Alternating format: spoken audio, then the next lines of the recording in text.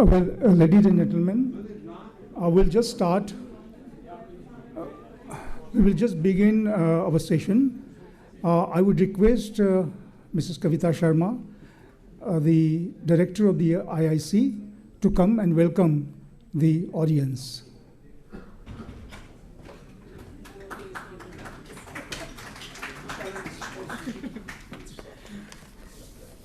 Good morning. Vijay Bhai is an old friend, so I was joking with him. I said, you want me to welcome the audience and not the panelists. So, anyway, welcome to IIC for this very, very important discussion on challenges facing the media, organized by the Editors Guild of India in collaboration with IIC. Now, some of the creme de la creme, the best known, most distinguished people from the world of media and of public are here, and I extend a very, very hearty welcome to you. There is a little context to why I'm standing here to welcome you, because the Editors Guild of India and IIC have a very, very long relationship, about a 14, 15-year-old relationship. And this used to come up in the program committee in the last 4 years. I didn't pay too much attention to it. I was so busy constructing this building and restoring the old one and so on and so forth. Till one day I said, what does this guild do anyway in IIC? Because I've never attended a single program and I don't know what they do. And, so that's how it all started. And so you see me here at 10 o'clock in the morning trying to welcome you. They're making sure that I know what actually the Editors Guild does. Now, the role of media is very, very important, as I'm sure all of you, and most of you, many of you at least, I see here are members here, in the IIC's larger mandate, which is promoting amity and understanding between different communities and cultures, for which it looks at various broad areas: media, governance, education, health, of course, apart from performing arts, culture, and everything that comes in its under those headings. Media is, of course, an integral part of democracy and very, very important in providing multiple voices, which, as we know, we are going through a churning process, and one reason is the media. And therefore, it is absolutely essential for the functioning of a free society. But media itself faces several challenges, which has led to all kinds of demands for self-regulation, evaluation of a code of conduct. What is the value of sting operations? What are the issues connected with it? What is the balance between privacy and things of public, which should be in public domain? What are the attempts, perceived or otherwise, to control it, intimidate it, dominated, if there are any? So all these issues are extremely important, and I think are a matter of concern in today's discussions. It is indispensable in keeping the public well informed, and I always smile at that, because I think we think we are well informed because of what we see and read on the media. Now, is that actually true or not is also a matter of matter of debate and concern. And therefore, we are very happy to collaborate with the Editors Guild of India in organizing this discussion on challenges facing the media. And once again, let me welcome all of you to this morning session. Thank you very much.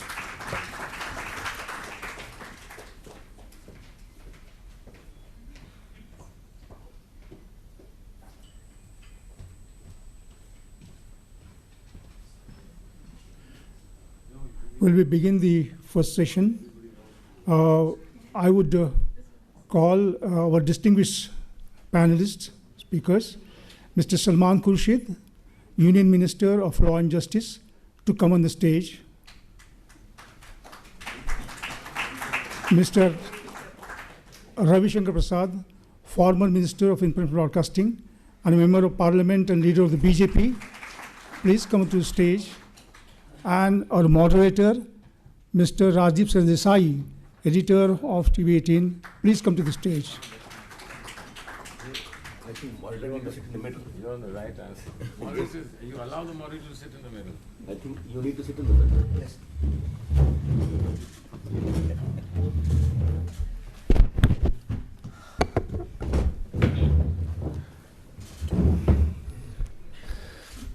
Good morning, everyone. 10:30 is a rather peculiar time for journalists, but obviously politicians and lawyers get up much earlier than journalists do. So if over the course of the next hour you find Mr. Ravi Shankar Prasad and Mr. Salman Khurshid far more fresher and energetic than I am, it could perhaps be explained by the fact that journalists, by their very nature, tend to work after 9 rather than before 10.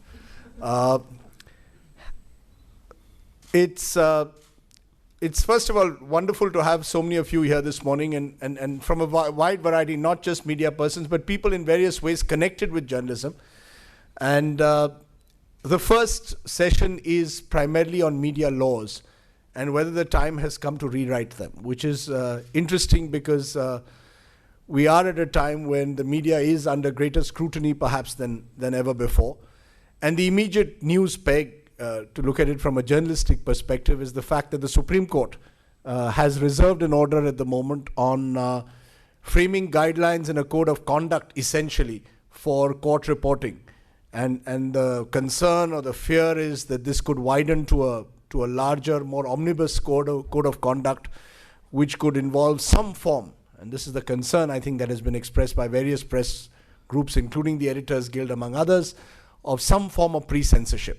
So it's good to have the law minister of the country and someone who perhaps sees himself as a prospective future law minister of the country on the same panel. And knowing the way the judiciary operates, it's very possible that even 5 years from now we'll come back to debate the same issue and wonder why the order is still reserved. The rules are that we'll get both of you, sirs, to 10 to 15 minutes each to speak, raise your points, and then really open it up to the floor. We have an hour in all, so we'll try and get the maximum out of each of you. I'm going to request Mr. Ravi Shankar Prasad to start first because you still aren't in government. And that's up to you, sir. You want to speak from here or there, but essentially whether you believe that media laws need to be rewritten, sir.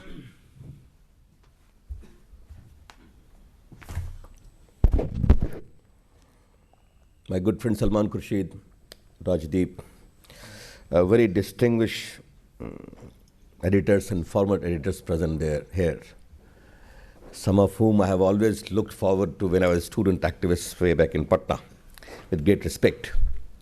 Ladies and gentlemen, Rajdeep, you have already fixed my department in case my party comes to power. That's why you need regulation. I have already held the law portfolio in the previous government. At least you can give me a little leg up. That is grossly unfair. Well, ladies and gentlemen, I speak today on the topic with my experience as a political activist, as a lawyer, as a member of parliament, and also as a person who had the privilege to handle the administrative side of the media as a former INB minister. First, certain general observations. We are very proud that our democracy is now quite stable. The people of the country know that they can unseat any political party, howsoever popular, and any political leader, howsoever charismatic, in Delhi or in Patna or in Calcutta, out of power by the strength of their vote. This recognition has led to a lot of stability and created a level playing field. Second, every politician knows that they cannot fiddle with the press. The days of emergency is over. Mr. Kuldeep Nair is sitting here, showed great courage and went to jail. No politician can afford even remotely to think of those terms. When Mr. Advani was forced to comment that when journalists were asked to bend, they were prepared to crawl. That was the day when judiciary came with that scandalous judgment, if I say that, in ADM Jabalpur Shukla, that if a detainee is killed inside a prison during emergency, he has no redress. And H.R. Khanna has to pay the price. I am very happy, Varghese sir, you have given me the book on his memorial lecture, one of the most outstanding judges India has produced. Fortunately, those days are now over. And therefore I say, level playing field in a democracy, people give support to any political party or leader based upon their own support base. And they in turn understand what is the identity of India. I have seen extremist, Khalistani activists taking oath under the Constitution of India after the election and having a sobering influence regardless of their extreme posture. These are good things for democracy. Therefore, we are proud of that. Yes, we have become highly newsy people of late, very newsy people.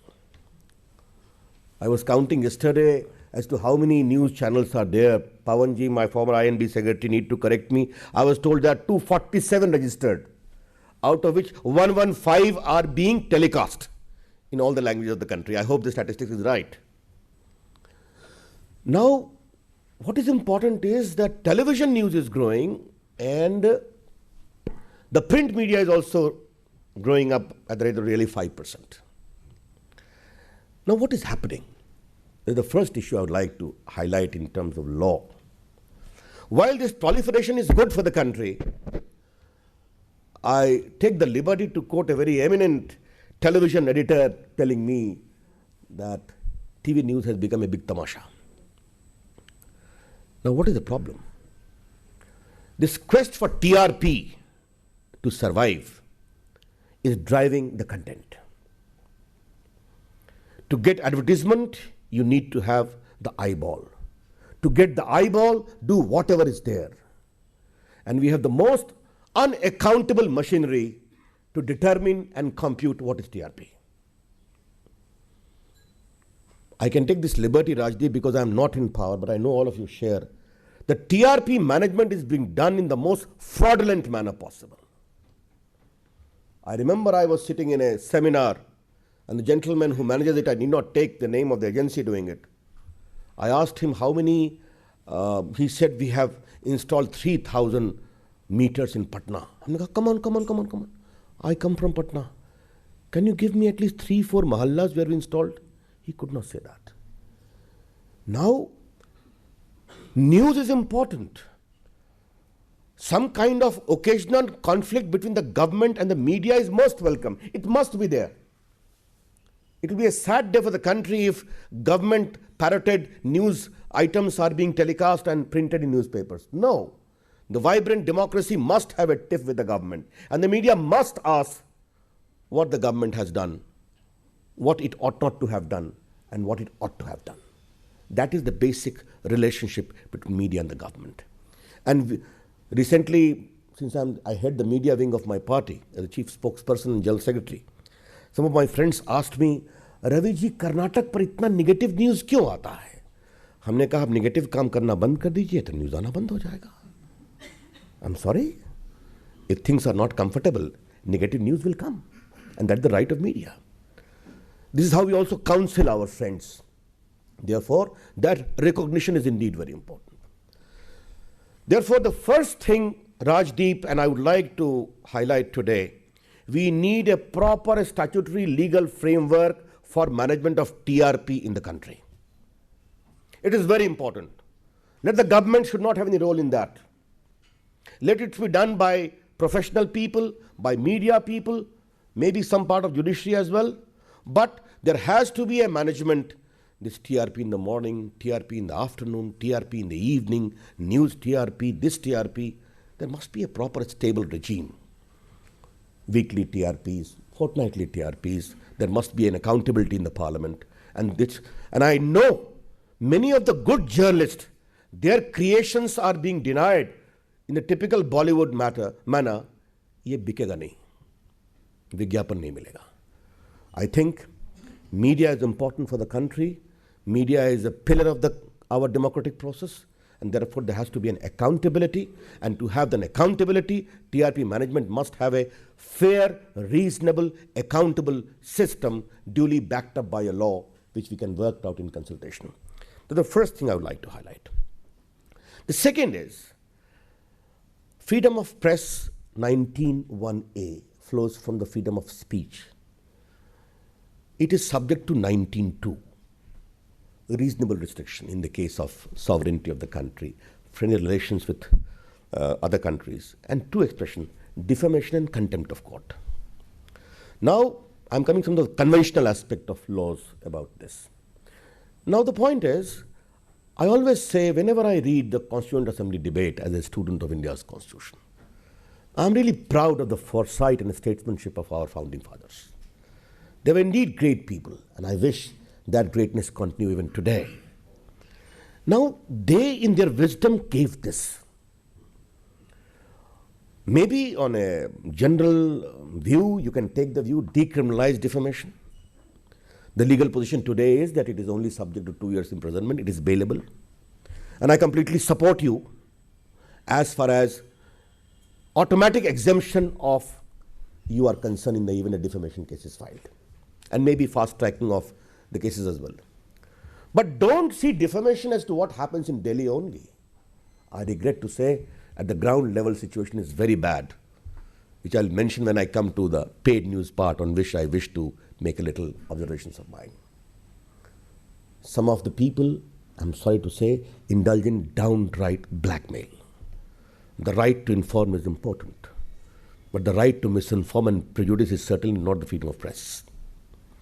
I remember in the Bajpayee government, I was a coal minister. I had gone to visit in my official capacity to Jharkhand. We had sent a very tough officer at the CMD of a particular colliery. When I reached there, all the newspapers headline, "Aaj Ravi Shankar Prasad CMD ke kaan khichenge," and all type of headline news were there. I asked him, "Ye kya hai?" Then he explained, "Kaha ki, sir, I need your support." Kaha, "Go ahead." In my press conference, I said, "He's a very good officer. We had deliberately posted it." Now, he was not giving indulgences. I need not go beyond that. It happens. It happens. Therefore, defamation should be there, but with caveat, automatic exemption in the event there, a case is there of editors or journalists, and as far as your fast tracking is concerned. The second issue is of parliamentary privileges. Surely very eminent editors are sitting here. We need to learn from them. Under Article 105, certain privileges are clearly codified. As a member of Parliament, I or Salman are not accountable as to what we speak inside the Parliament. And neither you are accountable in the event you report. There is a case for codification of other privileges. I do see the point. But the world has not stopped in the event. It is not done. I am myself a member of the Rajya Sabha Privileges Committee. And one of the recurring theme when we sit, how does it impact the business of the House, the conduct which is referred to? We have come to the conclusion, if an MP is arrested for corruption or crime, he cannot claim any privilege. There has to be a proximate connection with the business of the House. That is the benchmark properly created and followed strictly.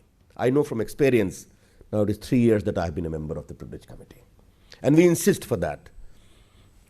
After all, the same House took the extraordinary decision to expel as many as 11 of its members in one go, who had taken 5,000 or 1,500 or 6,000 rupees supposedly for asking a question. Therefore, privilege as of now is working well, but I do support the case for codification. But it's not a case that privilege is not working at all. There is one particular law, Rajdeep, I had to bring some of these laws. I was going to this Press and Registration Book Act of 1867. Someone there's a need to revisit it. 1867. And one of the funniest provision I found in this was, we also rarely refer to it, that whenever a book is published, its copy has been submitted to the government, gratis. The gratis expression is in italics. And in the event you don't give, you'll be fined 50 rupees and also sent to the magistrate. Come on, some of these laws are completely outdated of the British regime. There has to be a complete revisit of these things. Now we have the Press Council Act of 1978, basically for print. Some of the eminent editors of the print are sitting here. Rajdeep, we have no law for television news. Yes, you talked about the guidelines. As a person who has been an activist of the JP movement and fought the emergency and gone to jail, press freedom is so dear to me, which I can never compromise. I know it for sure. But yes, this is a very nagging question. How do we address it? I think there is a time which you all need to consider self-regulation, how it is working. Let me appeal to you, it is a case for introspection. I'm all for self-regulation. But how has self-regulation worked? Kavita ji talked about a sting operation. I think a sting operation is important for democracy. If corruption has to be exposed, unconventional modes have to be adopted. But there has to be some prescribed norms. And whenever I talk of sting operation, my heart goes to that lady teacher Khurana, a particular enterprising young TV journalist exposed her to get a better mark in his channel for a better TRP, and it was found to be completely false. Some case was lodged against the sting operator, but what happened to the channel? There has to be an accountability. It has to be very clear without impinging upon the freedom of press. Therefore, there is a need for introspection to what extent self-regulation has worked and how we have a proper balance between the right of privacy, the right to live with dignity, which equally flows from Article 21, and freedom of press, which flows from 19(1)(a). This is the question which we need to consider. Now, lastly, I would like to mention about the paid news. I think, let me tell you something very interesting today. When I was the INB minister, this foreign investment in the print media was a big issue. Pawanji would recall it. There were pressures and counter pressures, even divide within the cabinet. I was not very new to Delhi, but not very old either. And I was trying to grapple with the pressures and counter pressures. And I remember meeting a very eminent journalist. He knew me well. He understood my predicament. We had a lunch. And he asked me a question. Ravi ji, do you feel that freedom of press flows only from the Constitution? Do you feel that independence of editor flows only from the general notion of free press? It is an abiding value which is the byproduct of our freedom movement for which the great leaders have fought together. I understood what he said. And thereafter, I'd only talked to Bajpayee and Advaniji. And I said, this is the position I want to take. And some of the guidelines I wrote myself in my long hand, which was subsequently sent to my officers, that a foreign investor will have no control whatsoever on editorial content. And I know many of the investors came to me. Their proposal was very sweeping. I'm like, sorry, this I will not allow. And which I did not allow. And I'm happy that remains there. Now, if this has been the value attached to freedom of press, how do you juxtapose it with the menace of paid news? I have been in charge of many states in elections on behalf of my party. I don't wish to name them. Rates are fixed, not to give negative stories against your government before the election. Rates are fixed for the candidates to bring in a particular kitty if you want a safe coverage. And all are forced. Fiats are issued. And it leads to a very hilarious situation. Then a particular constituency in a particular state, on the same day, in the same newspaper, on the same page, the BJP is also winning and the Congress is also winning. I hope you understand what I mean. Why does it happen? I'm very clear in my mind that paid news had to be addressed. And I regret to say, Rajdeep, and to all the editors present here, the concerns have been expressed at the level of guild, at the level of press council, by the Supreme Court, by a series of seminars in which I had also the privilege to participate, but no positive outcome has come. If today you can address that, it will be great. And I feel very strongly that this menace of paid news has to be properly addressed by a suitable legal mechanism. In what form you need to decide with the widest consultation possible. And lastly, I have an appeal to you to make. You are the recognized fourth pillar of democracy. Judiciary, legislature, executive, you being the fourth. But you are the only one which are also dictated by commerce. I don't grudge it. You cannot run a paper by charity alone. But the larger question which you all need to ask today, ladies and gentlemen, is the newspaper a brand? News a product? An editor a brand manager? That's a very fundamental question. Today I see complete metamorphosis in the news horizon of the country. E-news is becoming dominant. Television and print is being dictated by upstarts like internet, by mobile telephony and whatnot. How this whole norm is to be determined, in what context? Kuldeep Nair and Varghese ji and many eminent editors are sitting here who have seen from the freedom movement days how they feel about it. There has to be an accountability and there has to be a framework. I am very clear. If we take a view that editor is only a brand manager, it will be a sad day for country. I don't wish that you do philanthropy, but remember one fundamental issue, that journalism remains a public service vehicle. The right to inform, the right to educate, and enable the people to form an opinion about the governance and political affairs and contemporary issues. If that is there, then I am sure the conventional model of newspaper, regardless of technological influences and the television channels, will have to be maintained, and that is what the country expects. Thanks a lot. Namaskar. Thank you, Mr. Prasad. Apologies for not calling you a former Minister of Law. I thought the word former would trouble you, so I didn't. Mr. Khurshid, and maybe since you are the law minister, you also want to look at specific issues. There's a regulatory bill, private members bill, which has been moved for media regulation. Your the INB ministry wants to bring a media regulation bill, has one in place. It's not just the law, but the notion of regulation and where you and your government stand on it, sir. Thank you, Rajdeep, and I think this is a very welcome opportunity to reflect on a few points on which all of you would obviously have reflected considerably because you're directly involved 24/7.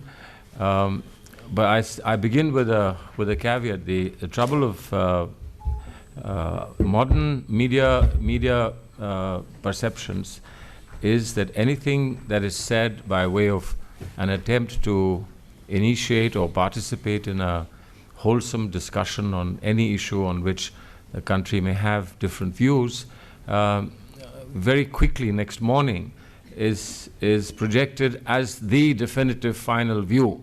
And responses go to the extreme of asking for resignations, bringing down the government, change of government, having early elections, all because Rajdeep has provoked you into saying something basically sensible. So I'll try to be careful, knowing that tomorrow morning, Sunday morning papers, Saturday morning papers would be screaming for murder or for execution. But before we actually get to the papers, the channels this evening would have already executed me for having said what I've said. I also add a caveat that my colleague, the INB minister, who is not in the country just now and will be back possibly sometimes over the weekend, shouldn't be put into a more difficult position being asked as she lands at the airport, what do you think Mr. Khurshid has said there should be regulation? And the poor thing, coming back after a successful international conference, would suddenly find herself in the middle of a very unsavory controversy. But knowing her mind, and I think it's only fair to share this with you, knowing her mind, despite all the pressures that have been put on her, both within the cabinet and outside the cabinet, she still remains committed to self-regulation in a significant way. There have been major differences with colleagues in the cabinet, but she feels that it is not fair, given the totality of our understanding of our democracy, that we move towards government regulation. She still remains committed to self-regulation, and she believes that there is ample scope for self-regulation. But I assume that she also believes that the self-regulation at present in place is inadequate. And I can't imagine that many of you would think that that self-regulation is fine. I've, instead of going specifically to subjects that Ravi Prasad ji mentioned, the kind of changes that you want to make in the law, or you feel that are needed in the law. Let me just tell you that it depends on how you present something, and that's what lawyers are for, is to present something in a manner that becomes very convincing. I do accept that some of the legislation in this country requires to be updated, upgraded, to be modernized, and many formulations and the implications are very different today as they were when this legislation was given to our country. But it isn't such an extreme, stark, black and white contrast. For instance, the requirement to present a book, any published book, to the government is a requirement in Western democracies as well. It's not a requirement that was given to us by the British. It's a requirement that modern Western democracies have today. The formulation may be different. You have to give not just one copy of the book, but you have to give 6 copies of the book in England, because they are treated as part of the copyright law, that you have to give 6 copies to go to 6 copyright libraries in the country, including the Library of Parliament, so that anything that's published by way of a book must be available in some library or some accessible place as being something that was published. Now, that's not draconian, that's not necessarily dictatorial. You may be right about not having to go to a magistrate in case you don't make the book available. But you know that many people will not willingly make books available to 1 library or 6 libraries, or will forget to do so unless there is a minor rap on the knuckles saying to them, this is something that you have to do. So it's how you perceive something, how you present something, and you have to have a vast amount of experience of your field to really know whether something is reasonable, rational, necessary, imperative, or something which is completely unnecessary and unwanted and would be used in an oppressive manner. The big question, I think, is not about the specifics of any law in the country today, and more so laws that relate to freedom of expression and the freedom of the media. But the big question is what kind of society we want to live in.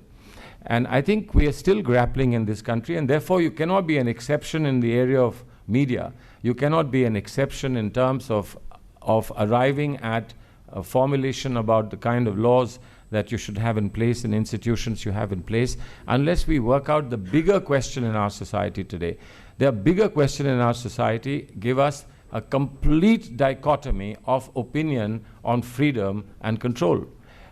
We, the very people who believe that we should have freedom and who cherish and value and celebrate freedom, and I certainly believe that my government and my party is fully committed to the celebration of freedom, despite thinking of what may have happened, what may happen in the past.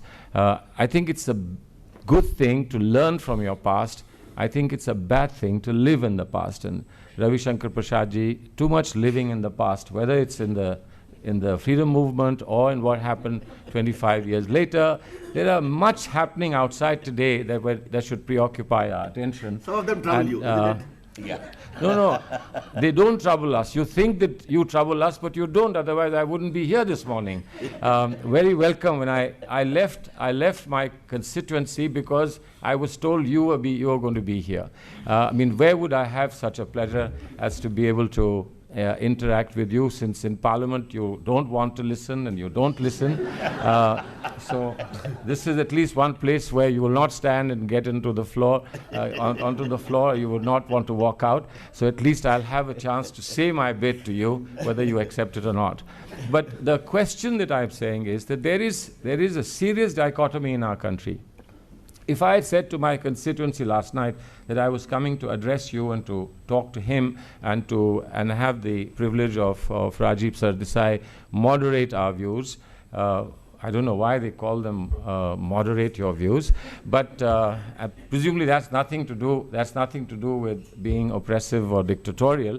But I do believe that not necessarily Rajdeep, but many of the anchors on television now bring us as props that Shakespeare used to have.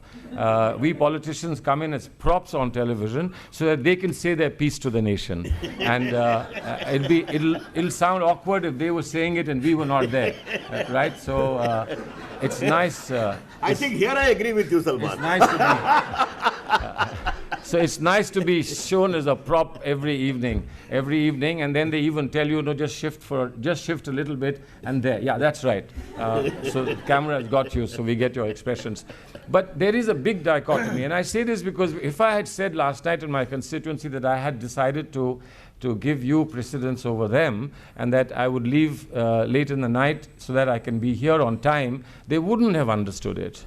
Even the media people there would not have understood why I have to come and speak to the Editors Guild far away from Farrukhabad, where people are still talking about transfers, people are still talking about interference in murder, people are still not suggesting murder, but certainly interfering in murder trials, suggesting that they should be provided water at the door, at their doorstep, something that presented in one form would sound very interesting and attractive. When you said people are asking for water to be delivered to the door, you'd say, well, what an enlightened constituency that is. But they're actually saying, don't give it to anybody else's door, give it to my door. Well, now that makes it entirely different.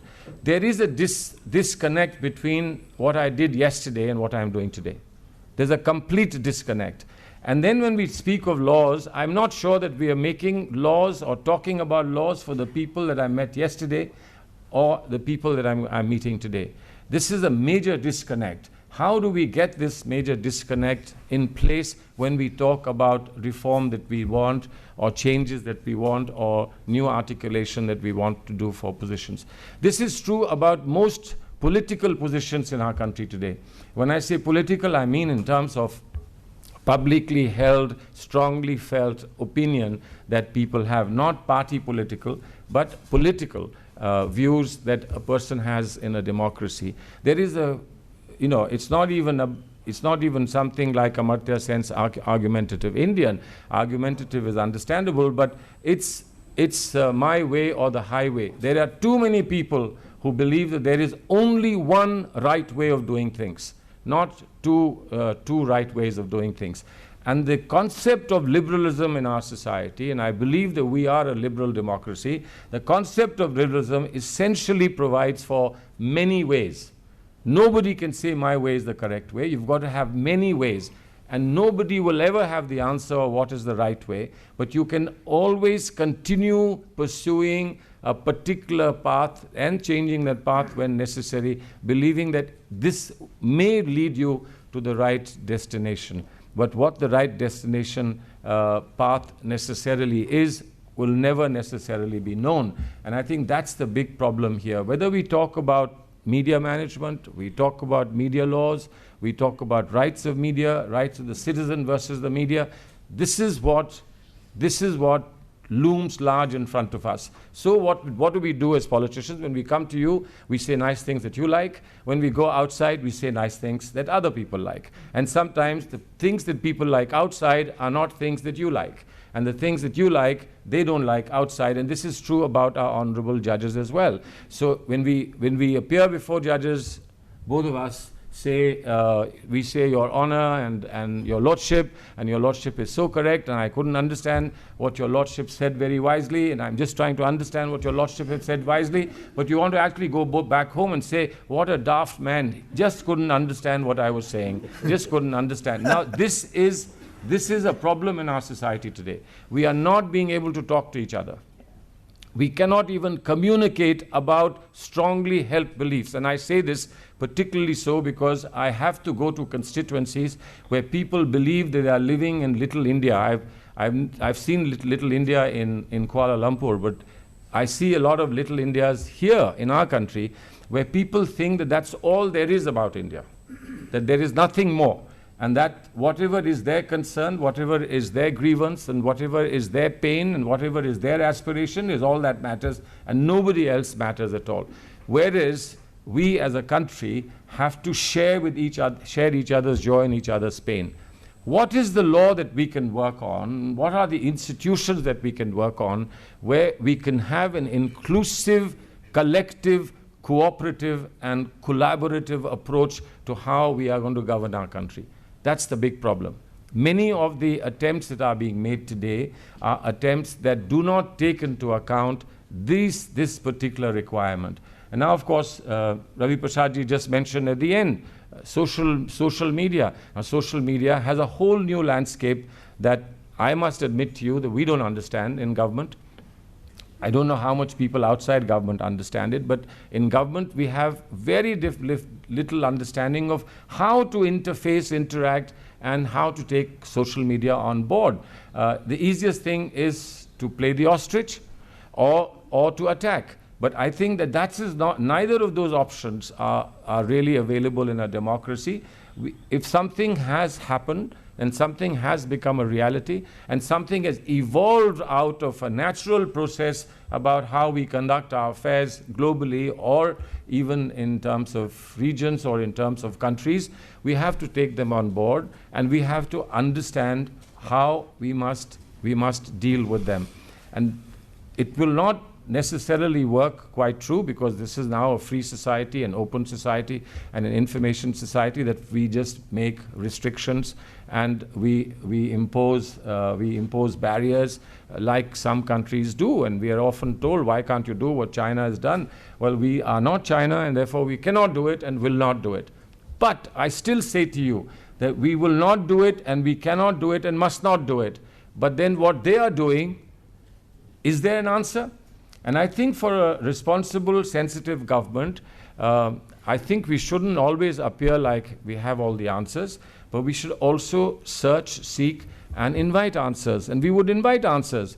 Some of the things that we permit under pressure of freedom in our country are not accepted in other democracies in the world.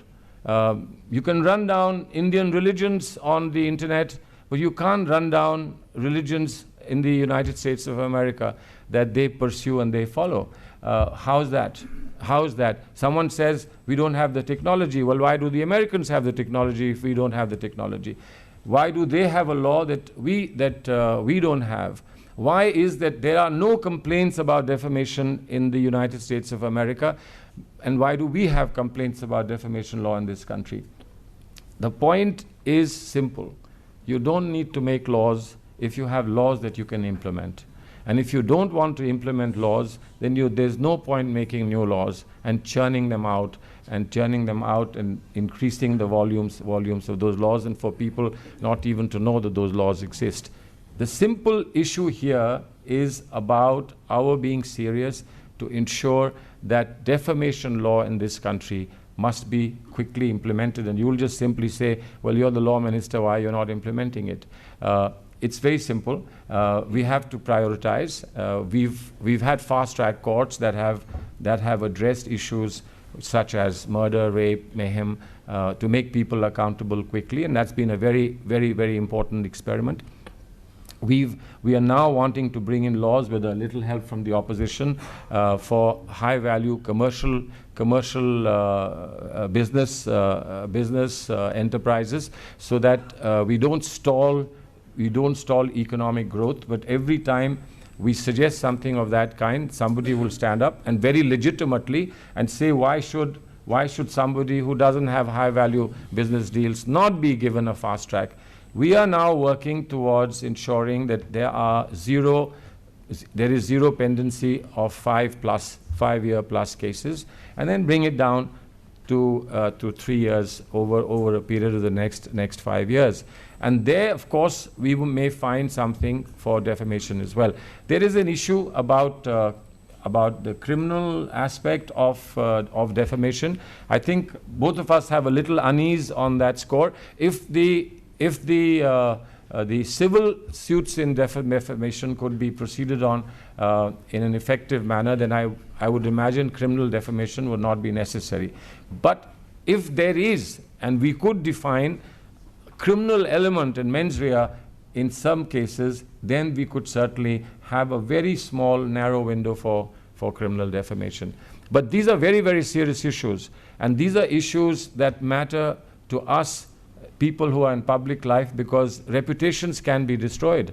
But I'm not just saying that the media destroys reputations. Reputations are destroyed by other institutions of our country as well, not being thoughtful, considerate, and reflective of the implications that are for the country, simply because you decide that you're going to be a municipal commissioner cleaning up the politics of the country. You can do a lot of damage as well. So I think there are issues on which, larger, broader issue on which, where we might get some consensus before we can start talking of tinkering with the specific laws in this very area. And I would just end with this point that you might want to reflect. Paid news seems to be the new whipping boy in this country, and everybody wants to whip paid news. But what has happened to our understanding of the market? If there is paid news, which we think is unwholesome, unwelcome, and something that distorts free decision-making in our country, particularly at the time of an election, well, there must be some market solutions as well. If you are required by regulation to disclose that you have taken some money for a news that you are publishing, it's going to less likely have an impact that it has when you don't disclose that you've taken money. When we write references to American or British or European universities for people who approach us, students or people who worked with us, and we have to write a reference, at the bottom of the reference you have to indicate whether you've shown the reference to the boy concerned, the child concerned, or not, or is it completely confidential, and they factor that in when they decide what is the value of that reference. So I think it's important. Disclosure is a very important element that we are still not factoring in to what kind of market regulation you could do of decision making and reporting in this country. I think that there is opportunity for us to debate and discuss this, and I do think that some reasonable solutions will be found. There are going to be some bad eggs and some really, really basket cases, but I think just because few people are going to be really bad, we can't make laws in this country that are going to affect many people who are very good. Lastly, in every walk of Indian life, politics included, we must provide for the honest mistake. The biggest mistake we are making in this country today is that every mistake is treated as a dishonest mistake. You can make honest mistakes. Editors do, journalists do, politicians do, judges do. And if the judges weren't making honest mistakes, we wouldn't have an appellate system in our jurisprudence. We must ensure that the honest mistake is given its place in the pantheon of rights that we have in this country. The right to make an honest mistake should also be a fundamental right. Thank you very much. I think Mr. Khurshid took us back in time to the time before you were a politician. You were a tutor of jurisprudence and not just law at Oxford. So that was a very fine speech, and there were a lot of important points, particularly I think the debate that you've set on disclosure in the context of paid news, the need to reconcile conflicting issues of paid news versus disclosure, what are the rules and the guidelines that you will have to frame? Because I think at times we tend to be boxed and have clear extreme positions that often prevent us from reconciling them. I'm just going to open the floor to all of you, and you can just raise your hands and ask questions. I'm just going to kick it off, though, with you, with with both of you, really, since both of you are former law ministers. One former law minister, one law minister, for the simple reason that one of the concerns at the moment, and this you don't have to turn and look at waiting for Ambika Soni to return. Actually, there are two concerns. One is the principle that the Supreme Court seems to be moving towards of guidelines for court reporting. It's the subject of a 5-judge bench hearing at the moment. And the second is the point you ventured into, which was some form of censorship of the internet, social media. Because one of your ministers, and I'm sure he's around and he's in Delhi and he's a former lawyer, seems to be keener to have some clear legal framework for the internet. So, code of conduct and guidelines for court reporting, do you support it? And where do you stand very clearly on internet censorship? Okay, the second first on internet censorship, I can share with you that Mr. Kapil Sibal has not endorsed internet censorship, pre-censorship. I think that he only expressed his concern about how this is to be addressed. He was already in consultation with stakeholders, and I believe that the consultation was going very well. When suddenly it was reported that he was trying to put in pre-censorship. Now, that might itself be a very good case for pre-censorship of the media, because you reported something completely opposite to what Mr. Kapil Sibal was doing. There is already some, and I think adequate provision available in the law as far as social media is concerned and as far as information technology is concerned. It probably can be strengthened, etc., but to my knowledge, there is enough. There is enough that can be used. It has been used and has been used pretty effectively. There is no problem with the internet. I think the stakeholders have been very, very accommodative and have been very, very willing to work with us to find where very viral material can be removed. Obviously, it takes a little time for viral material to be removed. It's very easy for viral material to put back on the net. But I think that it's not an insurmountable problem, and I don't think this is an issue that's giving us sleepless nights at all. Certainly not to Mr. Kapil Sibal. And I think that Mr. Kapil Sibal's positive approach in this and his outreach to the stakeholders must be factored in. As far as the reporting guidelines on court proceedings are concerned, we've tried to help the court arrive at some rational and workable guidelines. And I don't want to comment too much on that because we are waiting for the court to tell us what would be acceptable and doable. But one thing is very clear, it's only about court proceedings. It's not about guidelines on reporting all events everywhere and generally. And I think that whatever the court will do here is something that's, again, been there for years in all liberal democracies of the world. Nobody anywhere in the world can dare to call somebody guilty and hang the person long before the trial takes place. Mistrials are complete exoneration for anybody to go free because a mistrial has taken place because of what has happened in the media or because the jury has been influenced. This we have known in Europe and UK for a very long time. So I think it's important, but may I just be a little mischievous and say that guidelines to the media or guidelines to whoever reports or talks about court cases, and obviously that's much more important in the area of criminal trials than in any other thing. But I think the judges also have to have some guidelines to themselves, because a lot of the things that you report are said by the judges during trial. So I think the ideal thing to do is to do what the British courts have done. The highest court in the land in the UK now gives the public free media access, so you can actually see on the websites, you can see what is happening, what's being argued, what the judges are saying. And I think that kind of opening up of the judicial system probably is very good, then the courts cannot complain that you are misreporting them or that you are putting a spin on what they have said, which is unacceptable. The courts will not need to say that, and people will not have to speculate and worry about what actually happened in court. So you will actually be able to see it. Today, I am not sure that we are able to persuade the high courts and judges to allow for video conferencing and free video conferencing and visible presentation, which is something that's being done now in many parts of the world. So I think this is again an evolving area, and this is something in which you must engage with the judiciary. The media must engage with the judiciary, and you must bring in some judges to talk to you the way you've called us to talk to you here. Quick response, Mr. Ravi Shankar Prasad, because we want to open. Quick response to what you heard from Mr. Khurshid, both on the internet censorship aspect as well as that of guidelines for court reporting. I don't support internet censorship at all. Yes, there has to be a mechanism. If a particular faith is defiled very bluntly, there has to be some mechanism to address the concerns, including as to how these should not be there. But the mechanism should not be absolutely some kind of a pre-censorship.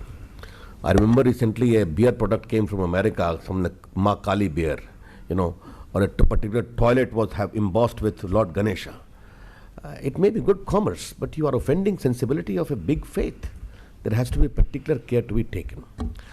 As for the second issue is concerned, ideally speaking, the mind of a judge must be known through his judgments. Salman is right that they are discussing only about court reporting, not general reporting per se. Now, what they say is this: if a particular case is being considered, we are required to ask questions. And if we ask questions, there has to be a consideration. It is a question simpliciter to elicit information. If that question is tentatively presented as, or even conclusively presented, I remember in a particular case, a particular judge asked, make a query when the argument was of Lakshman Rekha. Lakshman Rekha is not sacrosanct in the current age. That was only for a particular age. It was a loaded comment which ought to have been avoided. But I think this particular guideline in some way, I cannot make any comment, he's right, his matter is sub judice, but would help iron out a lot of creases. Rajdeep, one thing I have to advise today, because both Salman and myself appear on television frequently. I completely disapprove of honorable retired judges appearing on television channels to justify their judgments. This is grossly unfair. This is not acceptable, and please allow the sanctity of them to remain intact. I remember a retired Chief Justice has a keen desire to see his face on television. One day I had to gently remind us that up till now I am considering the limitations which imposes on me. But I think there has to be a consideration.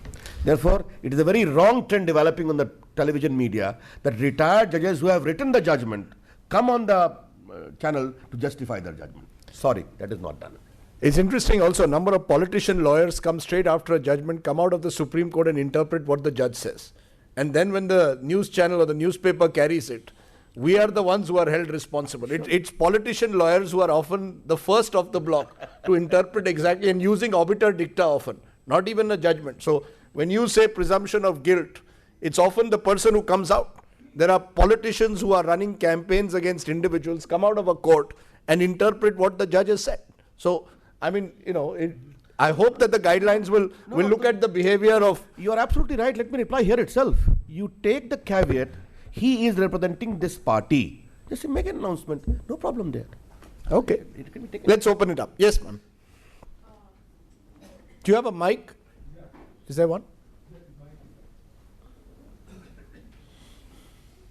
My name is Manika. I cover media and entertainment for Business Standard.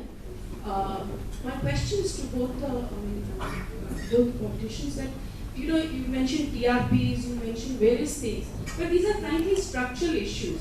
Whether it is ownership of media by politicians, and I think that's a huge issue as far as the news media is concerned, which nobody discusses, nobody brings it up at any forum. There are structural issues, but the fact is there are regulatory models available. There is the Ofcom model, there is the FCC model. Why don't we look at just giving away or moving media regulation away from the government to an independent of the government body, a SEBI works largely in India, and IRDA works. Why can't an independent media regulatory body? Can we at least consider it? I know it's rebellious to think of it at this stage, and a lot of editors in this room will not like the idea. But can we even consider it? Because I think there are business issues, there are structural issues which affect the content that we see on the screen eventually. Until we address those structural issues, we will not be addressing the main concerns. Do you support an Ofcom-like model for India? Do you believe that the time has come to look at it? If we move forward with a new generation regulation institution, it'll have to be away from government. I mean, that's absolutely clear. There are already institutions that I think will move into the vacant space. I think the Competition Commission can move into the vacant space where there isn't a media regulator from within the media sector itself. I think these are things which now need to be looked at, considered, possibly have a larger commission look at these issues, come up with stakeholder ideas, and then firm it up. But there is reluctance to begin a journey that will be questioned at the very first step. There is no motive. It's only if there is a demand, widespread demand from stakeholders, that we should now sit down, have a dialogue, and work towards a new generation of regulators for the media. I think that would be workable. The trouble is that if government looks at any of these issues, there are very quick questions about, rapid fire questions about motivation. Why are you doing it? You want to control media. You want to now put the media into a straitjacket, etc. We are not interested in doing this, and we don't want to do it. But as an idea, I think it's a good idea, and you should have an interface with the I&B minister when she comes back. Now, you've been a former I&B minister, and it's there. Every I&B minister's big idea is this: is in some way bringing in some form of a regulatory bill. And I think the point that Mr. Khurshid makes is true, that we don't want a holistic debate, because at the end of the day, we see any form coming in from the government as a form of intervention. Has the time now come, though, for a wider debate on an Ofcom-like body? I mean, frankly, if self-regulation is not working ideally, an Ofcom-like model should be the way forward. Rajdeep, in my initial comment, what I said, you all need to introspect. And such eminent editors sitting here from a body respectable like Guild will have to undertake this exercise. Because what is at stake is the very credibility of the great institution of media. Yes, as a former I&B minister, I must confess, whenever any initiative is taken, even at the Babu level, motivations are alleged. That's a hard fact. Therefore, a reluctance is there. But I think what Salman suggested, again, it is only exploratory. I had in London, when I was in office, I had gone to Ofcom. I met them. I asked these questions, and they said we had no problem. We had the widest consultation possible. There was a commission which was earlier established, leading to the institution of the Ofcom. I think it is high time to explore these ideas. About TRP, it is not a structural issue. I am very clear about it, that the mad rush of TRP is affecting the quality and content of television news. I am very clear about it.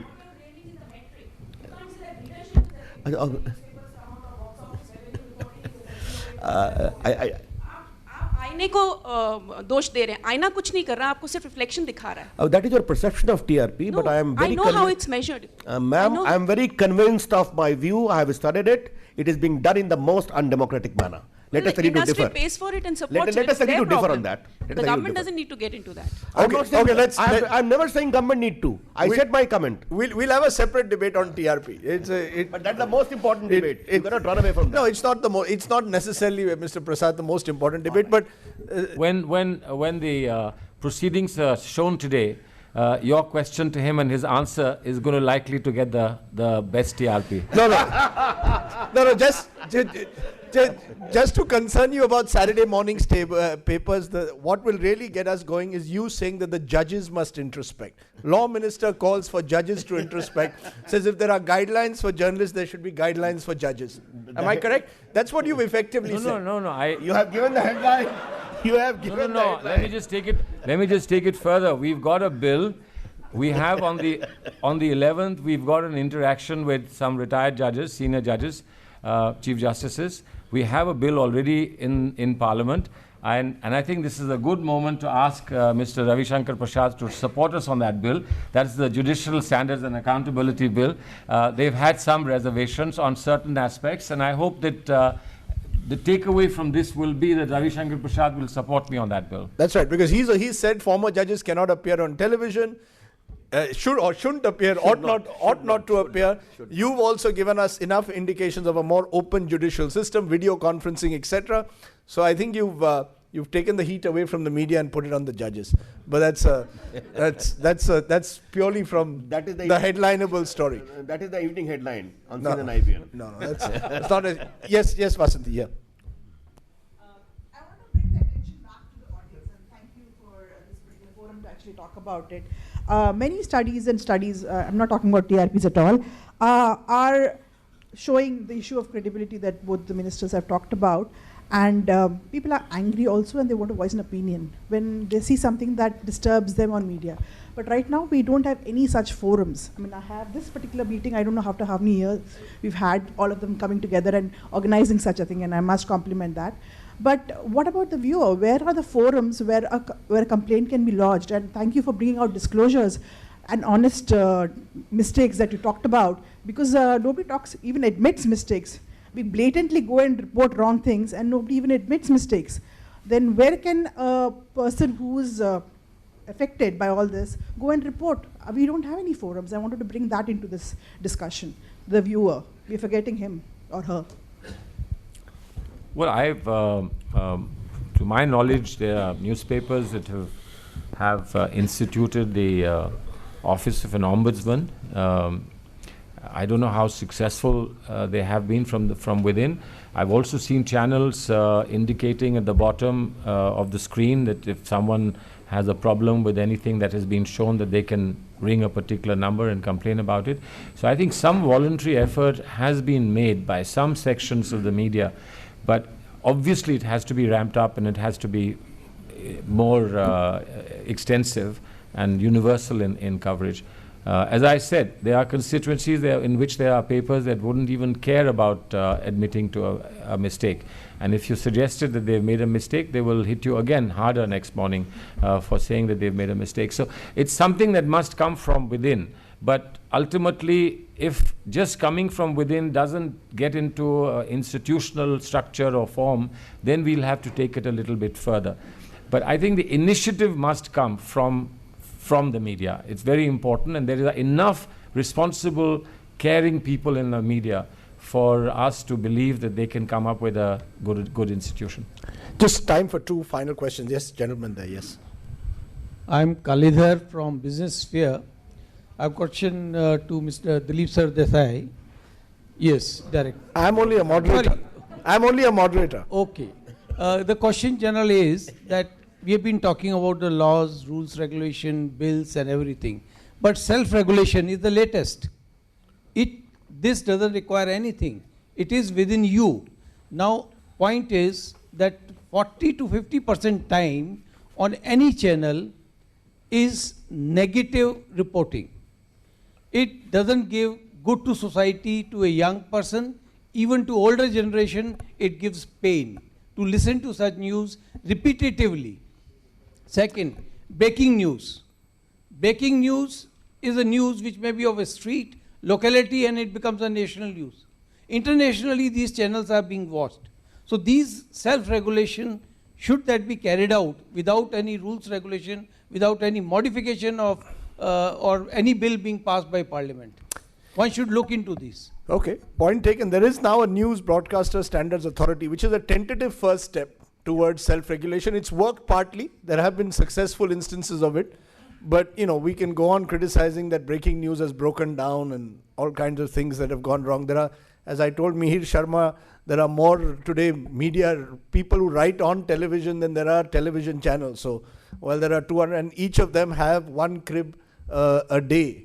So that we'll have to live with. Maybe there needs to be a more accountable system outside. But at the moment, there is a News Broadcaster Standards Authority. Yes. Yes, sure. Fairly invisible. My name is Tripti Nath, and I represent the Asahi Shimbun, which is a Japanese newspaper. I think when we are looking at, critically looking at unethical practices in the media, we should also look at unethical and corrupt practices in the judiciary. And my question directly is to Mr. Salman Khurshid. I've been a legal correspondent way back in 1996 for the Pioneer, and I think I seem to understand that nothing has changed. There is a lot of money exchange that goes on in any court, in any courtroom in Delhi, at the subordinate judiciary level, in High Court, in Supreme Court. There's hobnobbing between the bar and the bench, a lot of behind-the-scene hobnobbing. So what fairness and impartiality can we expect in judgments if this goes on? See, you're raising a fundamental question, and of course, it's an area which is somewhat sensitive because we do value our judiciary. Of course, the judiciary is not above reproach, and they themselves have said, you've heard, and you would have read many judgments in which the Supreme Court judges have raised questions about the functioning of courts below, high courts and courts below. But I don't think the picture is as bad as sometimes it appears. There are issues which we need to solve. There have been judges who've been asked to step down. There have been attempts to impeach judges. And this has had support from the judiciary. It's not like it's been a confrontationist matter between the executive or parliament and the judiciary. And we worked very hard on the Judicial Standards and Accountability Bill. Many of these issues, I think, are going to be simplified, both in terms of protecting reputations and also making people accountable. Let's hope that bill will get passed. And once the bill is passed, we will have a much better system in place. I'm going to give a final question. Yes, ma'am. No, the lady behind, ma'am, because she was the first to raise her hand. I'm sorry. We'll try and... We have exactly a couple of minutes. Thank you. I'm Naz. You can ask your next question. I'm Naz Asghar from UNI. Actually, I don't know whether it is an observation or a question. As Salman Sahab said, there should be one solution of the paid news problem could be that should be disclosure, that this news has been paid for. But actually, the problem is the person who is paying for the news actually is trying to use the power of the media to tilt to tilt the balance in favor. Suppose this person is paying news for this candidate is leading is likely to win in a particular constituency. The person who is paying for the news wants to use the power of the media to tilt the balance in favor of that particular candidate. So once it is disclosed that this news has been paid for, so your point is taken. It's a bit of an observation, but since Mr. Khurshid did respond, I think his view was very clear that if you disclose, then in a sense you are... Nobody then, this is not the solution. Then I'm not saying it's the final solution. I'm just saying it's one of the things that can be considered if you take the marketplace as the final arbiter. And you will treat it as an advertisement. You don't buy everything that's advertised. That's right. Yeah, okay. Yes, Ms. Chabra, yes. That has just not been looked at all is the sexualization of the media. This crass commercialization and vulgarization that is across the board. So that while at one hand it is supposed to be restoring or giving, assuring the dignity of womanhood, but actually woman is being made a consumptive item. And this is both true of the electronic as well as the print media. And this is particularly critical in terms of what Mr. Khurshid said about the disconnect between people here and the people in the field, and in terms of what is happening with the new media that's now coming in, where you now actually have an XXX domain that has been put out. You have 3G coming in, which will allow videos to be made across by any individual and floated around. And although there are laws which have been pointed out, 19(2) of the Constitution, that effectively safeguards, we know this is being flaunted. So within the country, no attempt to implement what could be implemented to prevent, and internationally, no effort whatsoever to ensure that what should be separated very categorically, and which once upon a time was, that the political freedom The personal freedoms, which are absolute, are not to be confused and conflated with pornography, which is totally unacceptable. Do you believe, to simplify, do you believe that existing laws are good enough when it comes to dealing with pornography, for example, dealing with the way YouTube, you spoke about internet. I mean, there's a good example at the moment. There's this athlete's MMS, which has gone viral of a gender test that was conducted on her in the nude. What can be done? I mean, that's where we, how do you ensure a stricter legal framework against that kind of depiction in new media? See, my understanding is that more needs to be done, but it's also that we are not absolutely helpless. There are lots of instruments available and a lot of provisions available that can be used and put in place to prevent damage beyond a certain extent. Preventive damage, prophylactic damage control is the issue which we have to work on. But my understanding is that the stakeholders are willing to participate in something that is reasonable to try and control damage. India has also participated and has taken some initiative at the international level in developing of protocols, and that's also been questioned for India's motivation. But we really have done it sensibly, reasonably, to see what is culturally across the globe acceptable, available, and I think that we can find via media. We need to have a hands-on involvement, not just react when something happens for 3 days and then forget about it again. But I think it's doable. The issue of pornography and corrupt images or corruptible images is something that we need to consider more deeply and more extensively. I think it's a very, very important issue. We have a law in this country against indecent portrayal of women, but I don't know how many prosecutions take place under that law. And if you use such laws, quite often people think that they're being used because someone wants to fix somebody, and therefore a law like that has been pulled out. I think women's organizations, I think civil society people need to have more conversation with government on this to see what more can be done. You want to make a quick point. Is the problem with enforcement? Effectively with the enforcement of existing laws? Well, that a problem is there. But Rajdeep, just to take the very specific example of Pinky, which she raised. For the last 4 days, there's an allegation against her that she's a male, not a female. It is yet to be established. Only since yesterday I could see media taking a different turn when the MMS came about. I saw her father making a comment that I have got 5 daughters and 1 son. Who else then I can say that she's a daughter? She's a girl. Now the point I'm trying to highlight is, why can't the media in the first instance take certain measures to ensure that such sensitive issues are portrayed in a different light? That is one thing I would like to highlight. Yes, there is a case for enforcement of laws, but I see whenever these sensational things come about, even on mainstream media, the kind of restraint needed, I'm sorry to say, is sadly lacking. Okay. On that note, we've completely run out of time and we've got another exciting panel coming up. I'm just going to, on behalf of the Editors Guild, raise one issue which both of you have raised but not committed to. Decriminalization of defamation. Of libel. We have a situation where editors could well be sent to Girdi, as we are finding in one case with a Jharkhand MP. But we are in a situation where the laws of defamation can be used by people to harass. You said that you're against it. Mr. Veerappa Moily, your predecessor, had an actual proposal to decriminalize defamation and certainly at least prevent personal appearances of editors in such cases.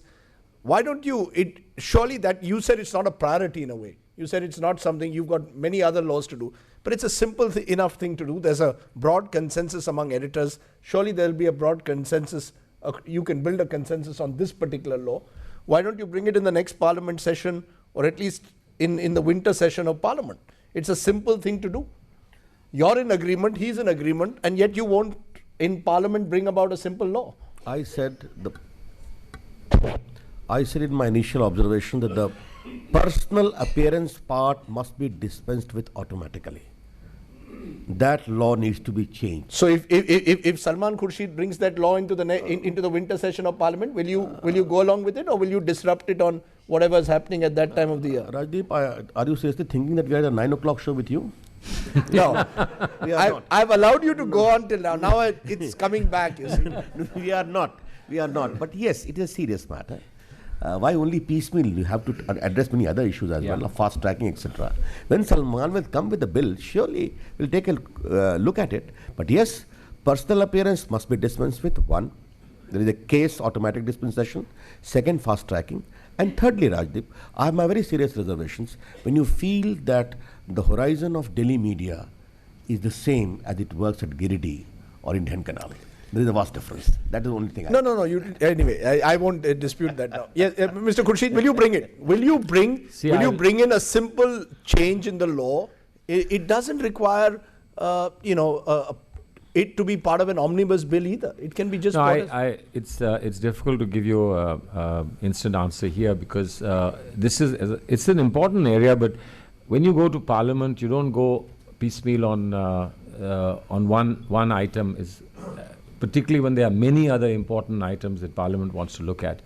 And you need to go with a package to say that there are several reform measures that we need to take, and we've thought of them. And wherever we are doing something in terms of criminal defamation, we'll have to ensure that we strengthen civil defamation as well. So it's certainly something that we can put on a fast track, we can put on a high priority, but I believe it'll have to come with some more reform measures, not just simply saying that.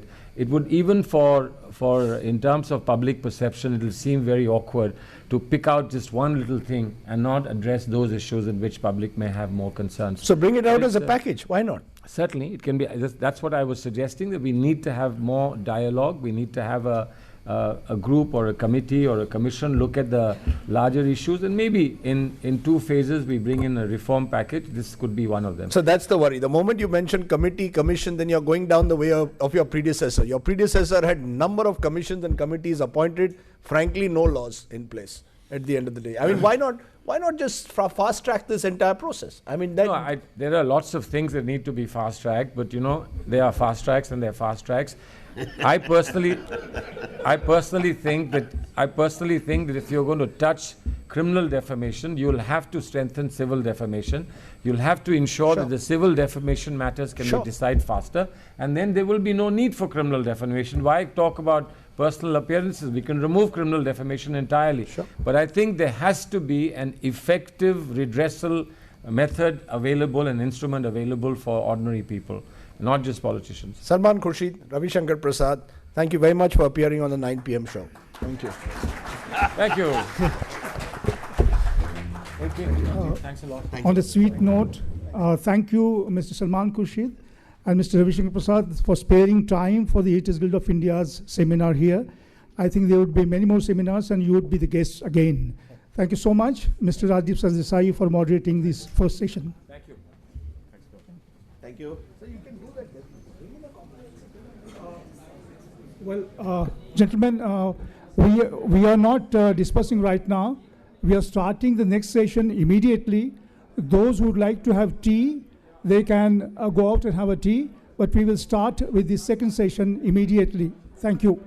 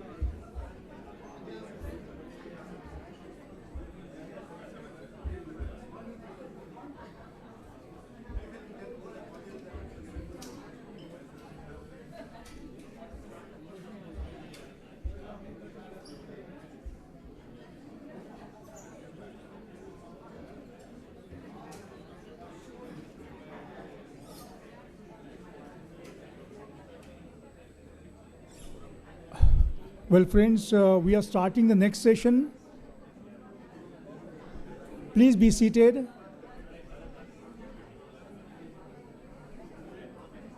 We are starting the next session. Please be seated. I would request Mr. Raghav Bahl, our panelists, Mr. Shekhar Gupta, Shekhar,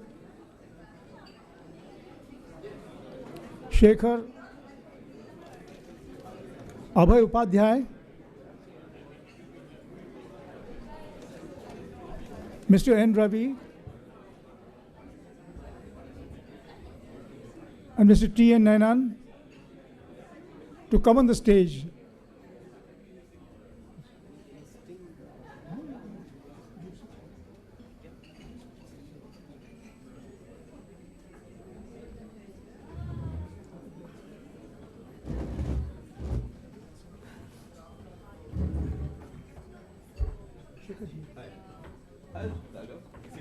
कैसे हैं? Shekhar seat पे बैठिए। ठीक है, side पे बैठिए। अब बीच में आओ ना। आप आओ ना। फेयर है। Yeah.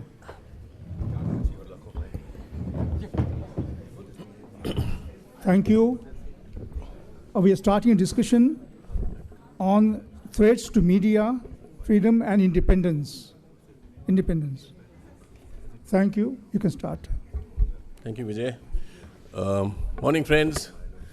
We're running about 20 minutes behind schedule.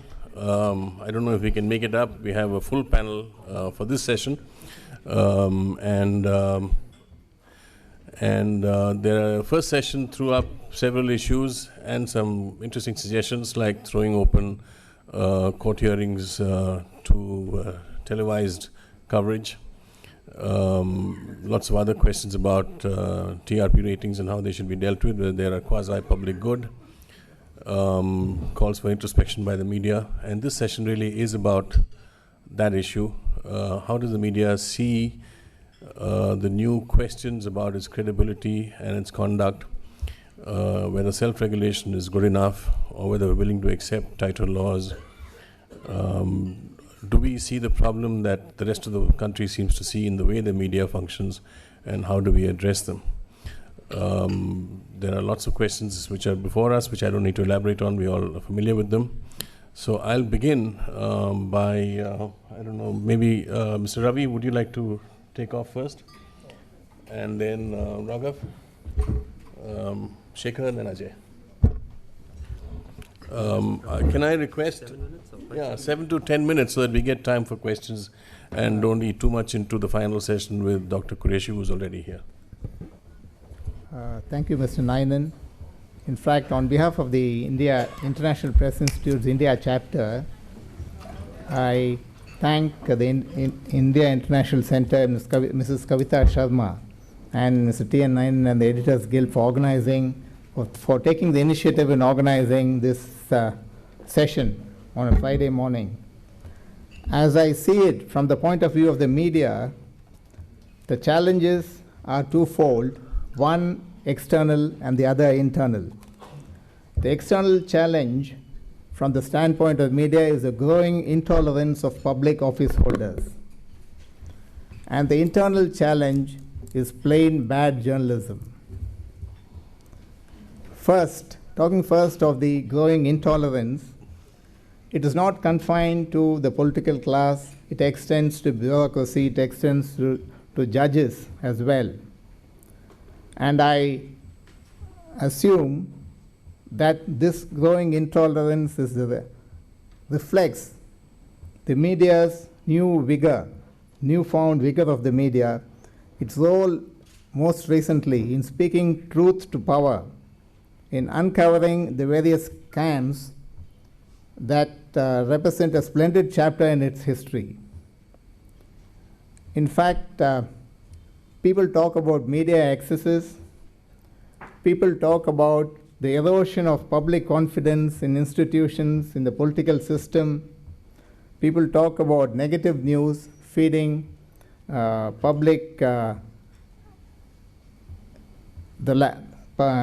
the public's intolerance of the political class and so on. But then I would say that the so-called media excesses, the appearance of excess, may well reflect the phenomenon most recently seen of runaway corruption. In fact, the scale of corruption, the scale of debasement of public office and public life has grown enormously in recent years. We see the judiciary, which still remains the least corrupt organ of the state, but even there, the more recent trends are worrying. You only have to talk to lawyers to find out the state of the courts, the state of judges, and the reputation of judges, and so on. In fact, in 2001, Chief Justice Bharucha estimated that 20% of the judges were corrupt. In fact, he put it the other way, that at least 80% are honest. I don't know what proportion the current Chief Justice would place between the honest and the corrupt judges, but it certainly would be of a very high order. The second issue that media faces is internal, and that is plain bad journalism.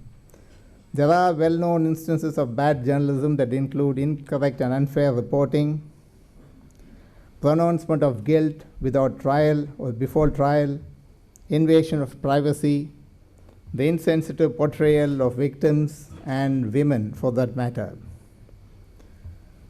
I would not for a moment underestimate the harm to reputations caused by careless or incorrect reporting, and reputations lost can be hard to retrieve. However, in the overall context of the functioning of the media, if you take the overall coverage of both television channels and of the print media, you will find such instances represent the exception rather than the rule. Yet, very often, people base their cases on these exceptions, on these extreme situations, and these extreme situations have provoked calls for tightening media laws and media regulations. In fact, the growing intolerance of public office holders results in two things. One is criticism of the media, which the media should welcome.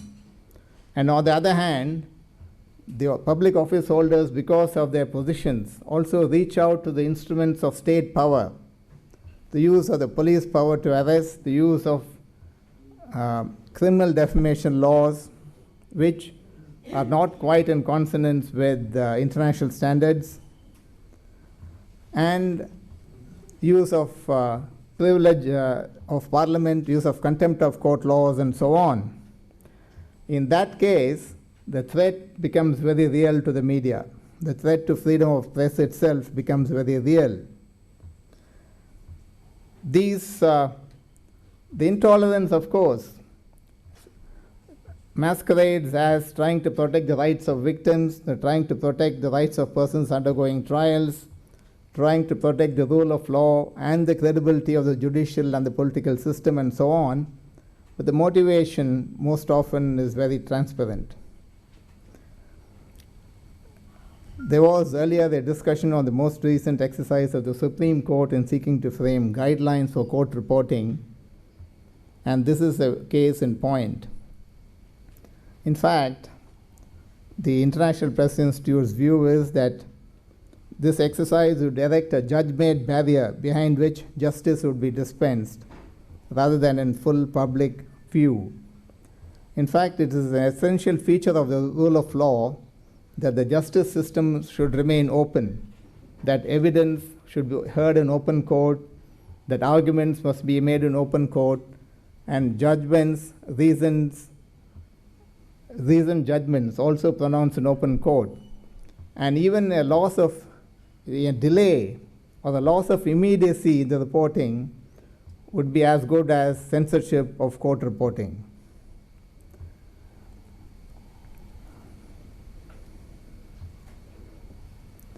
As for the legal regulation, the legal framework of regulation, the Indian laws on defamation, both civil and criminal, contempt of court, breach of parliamentary and legislative privilege, outraging religious feelings, causing enmity among sectarian groups, and official secrecy, for that matter, are more stringent than in most liberal democracies. Even contempt of court laws, for that matter, are very stringent. In very few democracies, you have this idea that a judge can be scandalized or the dignity of the judge should be protected per se without reference to his office. On the other hand, if bad journalism crosses over into blatant illegality, the existing laws can on paper deal with that effectively. The question often is raised that the law's delays in civil defamation, for instance, compel the people to resort to criminal defamation to protect reputations. On the other hand, these delays are symptomatic of the dysfunctional judicial system, and all classes of cases are delayed, not just civil defamation cases. And would you want to prioritize the reputation of a politician or the public official over other types of cases, for that matter? And not just media laws result in delays, but all kinds of laws are delayed in the judicial system. So it's a part of a larger fix of the judicial system that you are talking about, not just media-related issues. On that, you have this category of plain bad journalism that is not blatantly illegal, and that is where most of the debate centers on, and this is a problem area. The call for new laws and new regulations to deal with bad journalism shows a touching faith in the legal system that remains dysfunctional, that is virtually broken down in many areas. And it is indeed, the legal system is a wrong place to be looking for remedies for bad journalism. More stringent laws will only chill free speech and inhibit good, vigorous journalism as well. The answer then lies in two different areas. The first is effective self-regulation, and the second is better training. The search for an effective self-regulatory mechanism continues in other countries as well. In the United Kingdom, for instance, after the News of the World telephone tapping scandal, we have had the Levison inquiry into media practices.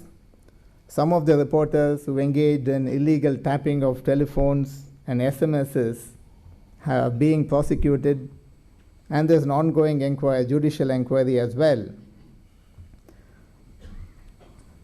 In fact, many newspapers have started debating whether there should be some kind of a universal self-regulatory mechanism in Britain, and what the consequences and what the penalties should be. The debate in India, too, needs to focus on an effective self-regulatory mechanism. We have the Press Council to deal with the print media, which is a statutory body and is not quite part of a self-regulatory system, and the less spoken about it, the better. The television industry body, the Broadcasting Standards Authority of India, is probably a better model, though it's still in a very tentative and infant stage.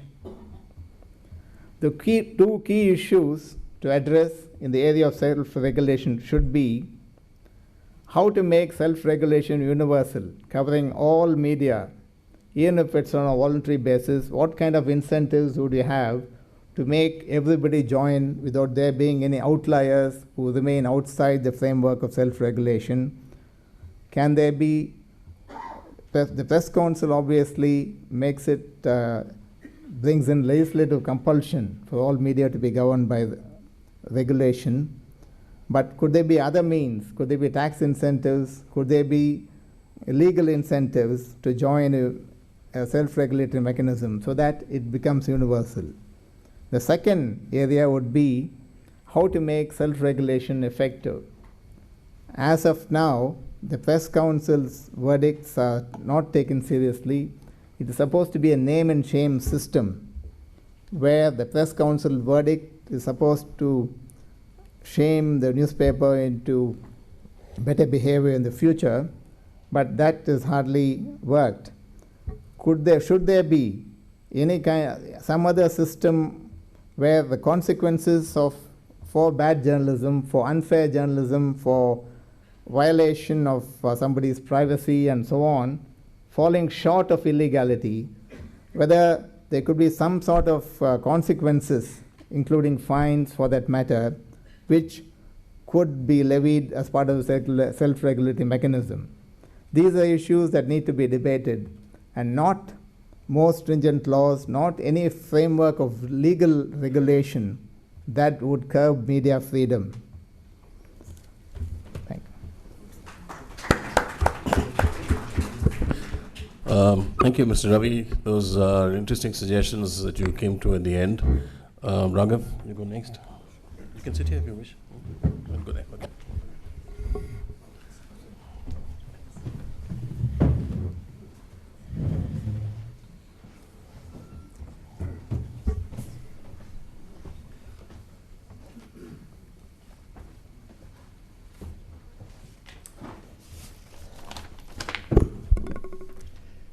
Good morning, ladies and gentlemen.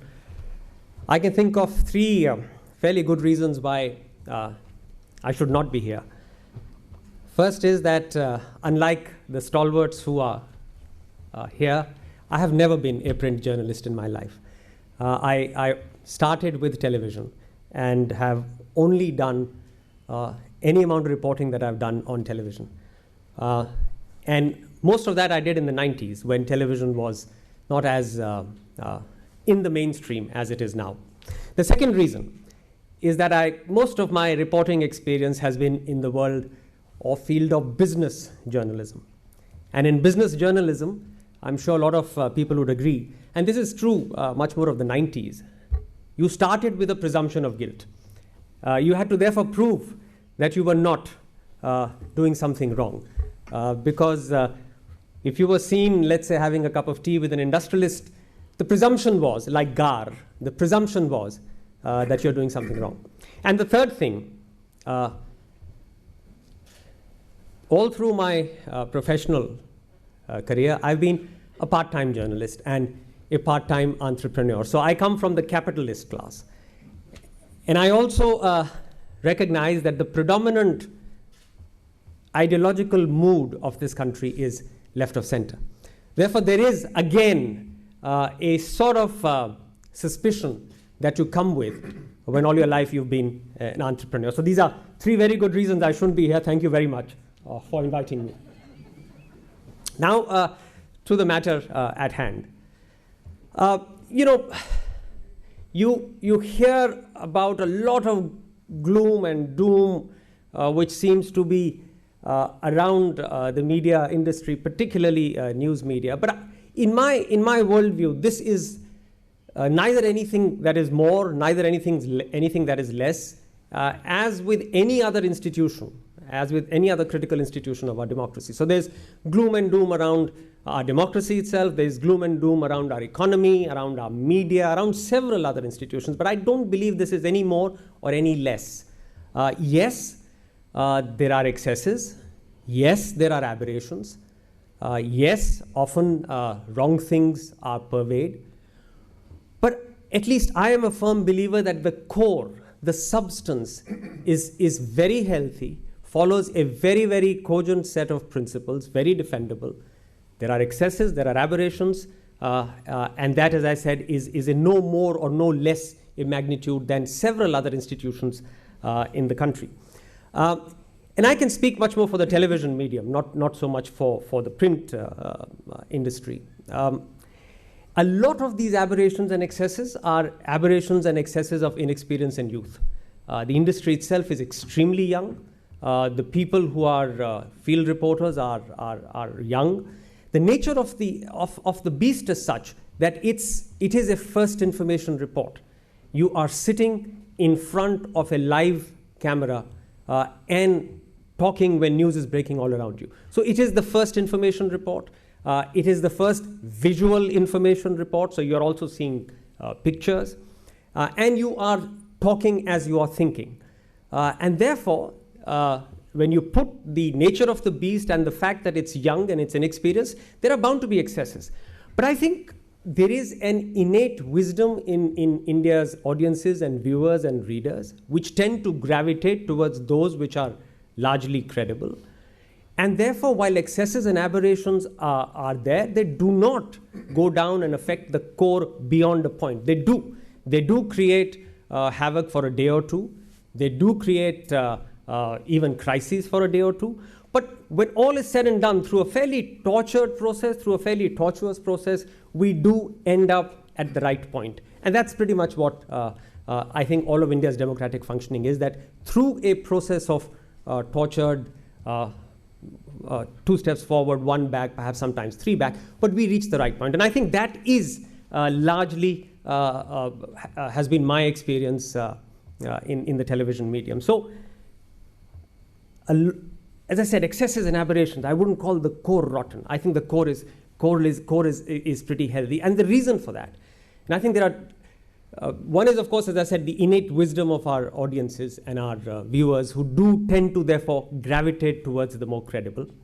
Also the fact that we have a very, very plural media.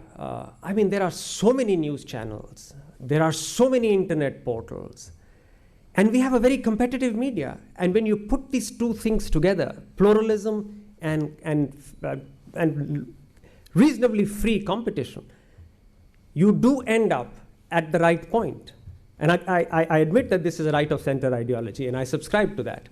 But I think that this ends up in leading us to ultimately the right conclusion. So plurality and competition. And I think our laws, the fact that entry and exit in our media is largely free, do ensure that this plurality and competition is preserved. And I think as long as we can preserve these two things, a lot of the so-called problems will be transient and will not overtake the largely healthy body politic. There are a couple of things that I do get concerned with, but again, as I said, I think these are not at the core. These are a part of a learning mechanism, and I thought I'd share just a couple of them with you. One is, as we are rapidly changing as a society and as an economy, I think the pace of change in the last 10 or 15 years has been enormous. The complexity of issues is now reaching a degree which is difficult for any generalist to assimilate. We are making several new laws. We are handling several new issues, whether it's complex derivatives and insider trading laws at SEBI, whether there are new competition laws which talk about concentration of markets and abuse of power, whether we are talking about laws in spectrum allocation, whether we are talking about laws in how public resources are to be auctioned off, whether we are talking about this whole paradigm of public-private partnership where ownership and the lines between private and public ownership get blurred. So India is grappling with a huge amount of complexity and coming up with a large number of new laws which are extremely complex even for experts to understand. What we are seeing as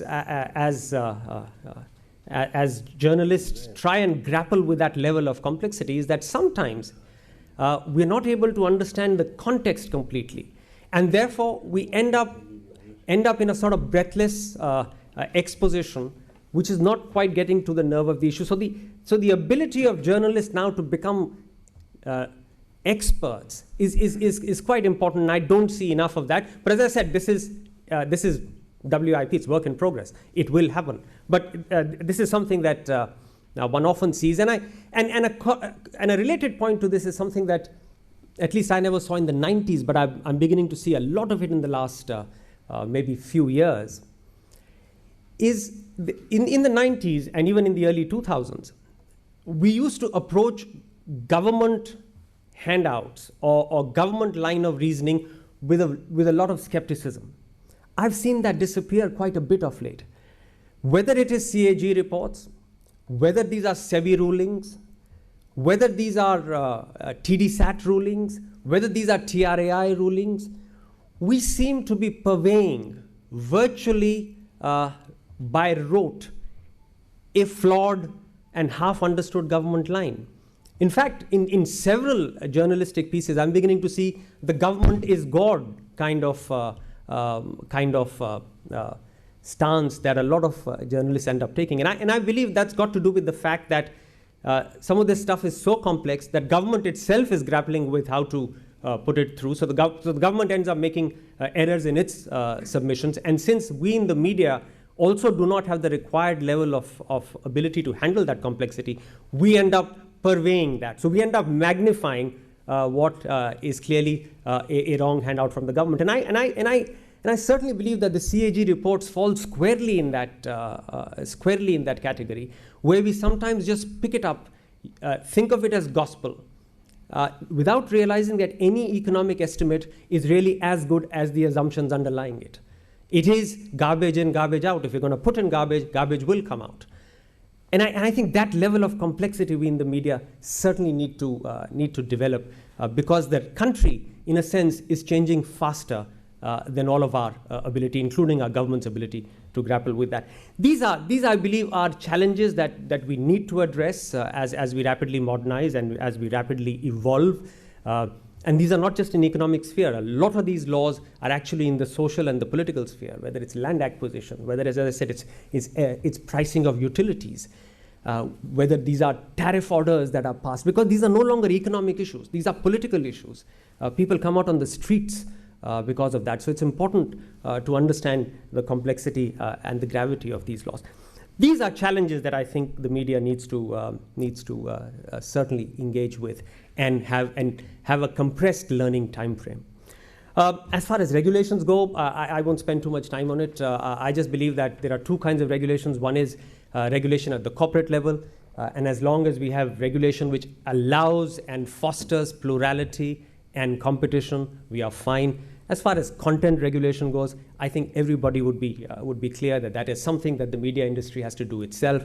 We certainly don't need any more legal fetters or legal requirements to write content or tell content in a particular way. That is something that the industry itself has to do for itself. Thank you very much for the opportunity. Thank you, Raghav. As a business journalist, I can understand a lot of your concerns and the questions. We go on now to Shekhar. Thank you, Ninan.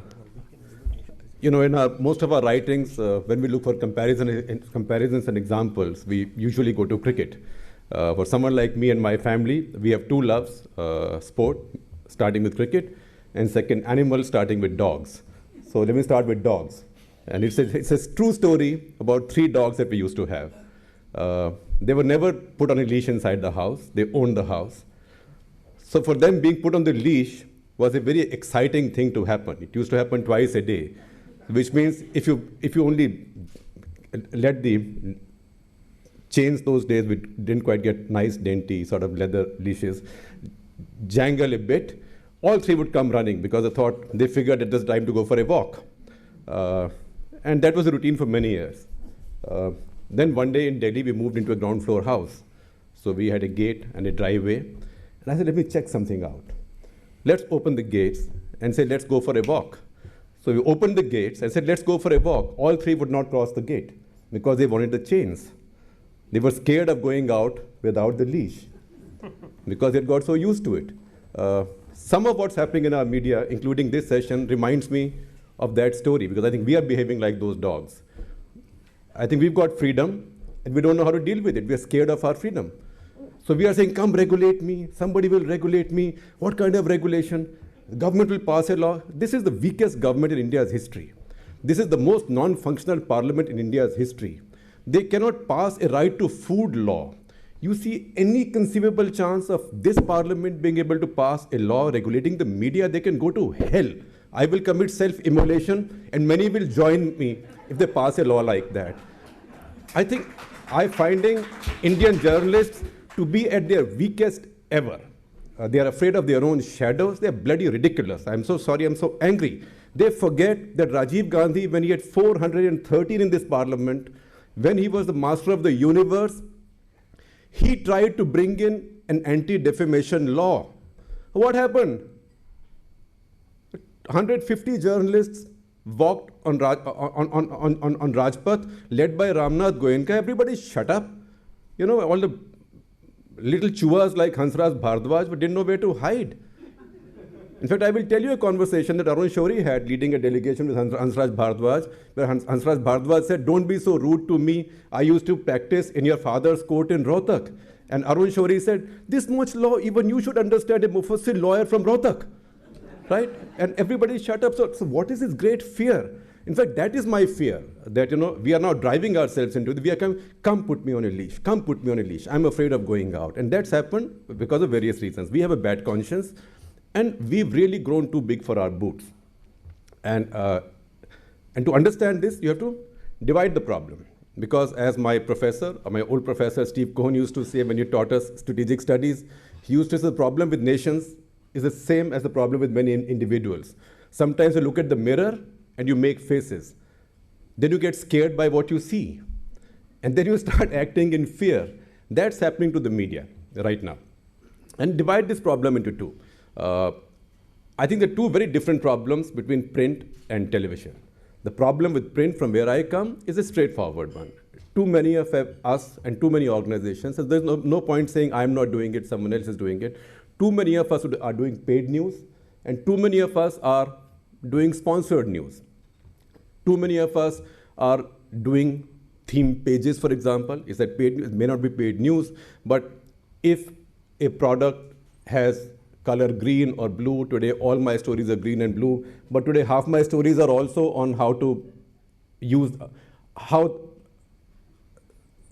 the quality addition that product makes to my life, purified water, for example, is important for me. So if I carry 6 stories like that, it is dishonest, it is paid news. So in print, the problem is paid news, sponsored news, etc., etc. On TV, the problem is quite the opposite. On TV, the problem is that many of our anchors, from being inquisitors, it's okay to hold inquisitions. They become judge executioners. So everything becomes a great mythology, and everybody starts believing the same mythology. And you start wagging your finger, you bloody so-and-so, how dare you? And then you feel very strong and powerful. Apne ghar mein kutta bhi sher hota hai, since I started with dogs. Then the politician goes back and says, you know, I&B ministry may do this, and you have this application pending. Then you go with your tails between your legs. Then you say, regulate me, regulate me, regulate me, regulate me. So one day you go to Anna Hazare's stage and say, I am with you. Fantastic, everybody applauds. Next day your application goes to I&B. Then you send SMSs to Ambika Soni saying, you know, ma'am, I stopped that story, I had that story. And then Ambika Soni praises you. I mean, I got this revelation when I was chairing the C.I.I. committee, C.I.I. interaction with Ambika Soni last year for captains of television media. And I was caught into this because I was that year chairman of the C.I.I. committee on the media, subcommittee on the media. And I found a half dozen owners of TV channels, news channels, owners and editors-in-chief saying, ma'am, see, I stopped that story, I sent you an SMS. Ma'am, I stopped that story, sent you an SMS. And Ambika Soni said, well done. So I had to be diplomatic, but you know, there's a limit to which I can be diplomatic. So I said, you know, you people are being very stupid because today you have a decent minister. I mean, she was our guest. Tomorrow you might have a thug in this job. And the thug will demand that you send him or her these SMSs and wait for her answer. So don't do it. So don't pull the cap onto your heads. That's precisely what's happening with the media. We are pulling the cap onto our heads. We are pulling that leash around our necks. Both print and TV have bad conscience. Print has bad conscience because we are dishonest. The bulk of us, the leading members of our community, are dishonest and thugs and thieves. On the TV side, we think we are masters of the universe. We run this country. You know, I mean, I listen to TV anchors whose basic GK, I mean, they will not pass any competitive examination which has an iota of GK, right? I had Amar Khan last week on his show say the DDT has been banned for 50 years. right? He called me to say, why is the Express critical of us? I said, did you hit DDT on Google? Hit DDT on Google. Ban on DDT was lifted by WHO and US Environmental Protection Agency in 2006 for what? For use in human habitations, not just on your vegetables, because it's the only thing that stops mosquitoes. 2006 UN and US EPA have both lifted the ban. Now nobody in the media has hit DDT Google, because it's very easy to pick up. Now mythologies get built up, and we get scared, quite frankly, old-fashioned editors. We get scared and we make mistakes. For example, the Adarsh land was never meant for Kargil widows.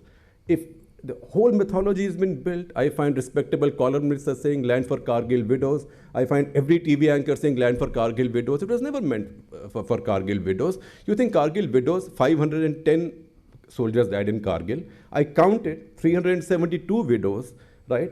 Bulk of them are in Uttarakhand, in villages of Rajasthan, villages of Haryana, villages of Kerala. You think we're going to go move into Kaf Parade to live there? This was never land meant for Kargil widows. But the whole mythologies got built up. All of us are scared of questioning that mythology. And when somebody comes with facts, as facts will come, people will come at us with facts, we'll not know where to hide. So that is what is happening. I think we are just, Ninan, if I may object to the basic idea of doing these brainstorms, I think we're playing into the hands of the establishment for no reason. There is no threat to the media except from ourselves. From our greed, mostly on the print side, and just from our bloated egos and limited intellect on the TV side. And really, complete lack of modesty amongst all of us. I'll tell you, I go through security checks at airports, and CISF fellows say, "No, sir, aapko check kyun karna hai?" And I said, "No, but your Home Minister insists on getting checked, so frisk me." And then they tell me stories about so and so, and now I have a collection, and one day I'll put it on YouTube, because I now know the power of social media. I have a collection which my friends, sub-inspectors in CISF have sent me, of well-known TV personalities shouting and screaming at them, saying, "How dare you touch me? Don't you know who I am?" It's all on CCTV because they've got cameras right there. I have a collection. I'll put it on YouTube and list myself for NASDAQ. I'll do very well, because these are very famous people. How can journalists get so arrogant? I got a call one day at 7 o'clock in the morning from some guy in Tel Aviv. कौन हो? साहब आप यहाँ पे हमारे restaurant में आए थे और मैंने आपको खाना खिलाया था, मैं वेटर हूँ यहाँ पे. ऐसा so what can I do for you? ये सर मेरी नौकरी ख़त्म हो गई, मैं इंडिया वापस आ रहा हूँ, तो आप एक काम कीजिए, आप ज़रा अमर सिंह जी को फ़ोन कर दीजिए, वो मुझे एक प्लॉट दे दें तो मैं एक फैक्ट्री खोल लूँगा. So I said, well, how is it possible? How can I mean, sometimes it's difficult to get your sense of humor at 7 a.m. But I said, how can I call Amar Singh and get you? ऐसे नहीं होता है. अच्छा sir, फिर ऐसा है कि industrial plot मुश्किल है, तो एक मुझे रेजिडेंशियल दिला दीजिए, मैं घर बना लूँगा.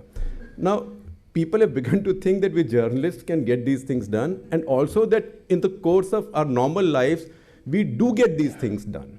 So that is why, I'll take one more minute, that is why our real threat is now coming from our arrogance, our incompetence, our greed. I always say, never ascribe to a conspiracy what can be simply explained as sheer incompetence. We are the most incompetent profession in this country. Right now, you open most newspapers, you watch any TV channel, you see it. So we have to self-correct. We don't have to go any place else, because where do our freedoms come from? This thought came to my mind at that little discussion when Ambika Soni was present. Our freedoms don't come from any laws. The article of the Constitution that gives us our freedoms gives anybody their freedoms, right? Our freedoms come from two factors. One, from the emergency. After the emergency, people of India said, oh, these guys are useful, their freedoms were taken away, we shall never allow these freedoms to be taken away. So as a result of the emergency, a social contract came into being. That guarantees us our freedoms. The second thing, because of that social contract, in many subsequent cases, Supreme Court took a very liberal view of our freedoms, of the intention of the framers of the Constitution. So our freedoms got expanded and institutionalized a great deal. Today, because of our, again, arrogance, incompetence, and greed, that social contract is getting frayed. That's why you find, and you can go back, you can put a time frame to it, say from about 2007, 8 onwards, as governments have become weaker in India, and people have become more and more of sort of puffed up paper tigers, you found journalists being laughed at in popular media. In every movie, a journalist is a goof, right? In so many entertainment channels, funny shows, a journalist is a joker. It was never the case in the past. People Live happened much after this.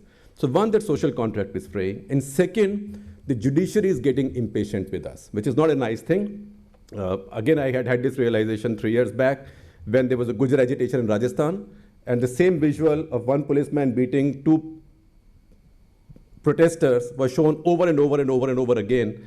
And the presumption was that led to perception of much greater atrocities by police and led to riots and trains being stopped. And Supreme Court asked for a committee to be set up on regulating the media. And that committee was set up in the INB ministry with the INB secretary as the member. I was also named a member. Fali Nariman was a member. Pranay was a member. Sanjay Gupta was a member. At the first meeting, in fact, I told all my colleagues from the media, listen, this is a committee eminently worth sabotaging. Because it's the first time in India's history that Supreme Court is trying to regulate our freedoms instead of expanding them. We've done something seriously wrong. We will introspect, but we will not let this committee function. And we did not let this committee function by simply absenting ourselves. That committee has completely lost its way. Supreme Court's mercifully forgotten about it. Like all government committees, it's now hidden somewhere.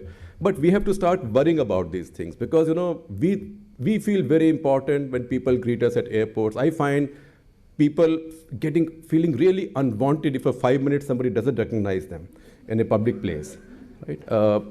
But the same people are getting very irritated and very angry. I saw the day before yesterday, I saw one English channel saying now scientists will reach God. I found a Hindi channel the same day saying the mountain in Tirupati is now going to part and Lord Balaji will disappear inside it. And so scientists of IIT Madras and Indian Institute of Science are now working with the CERN project to make sure this doesn't happen. I mean, most viewers, readers, listeners know we are bullshitting.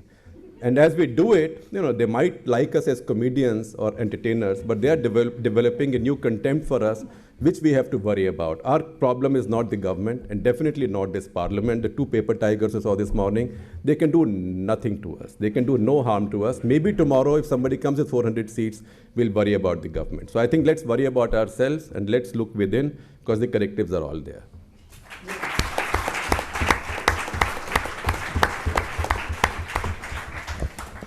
Thank you, Shekhar. Thank you very much. And our last panelist is Ajay Upadhyay. We're running a little tight on time, and I hope we can still close before it's too late. But Ajay.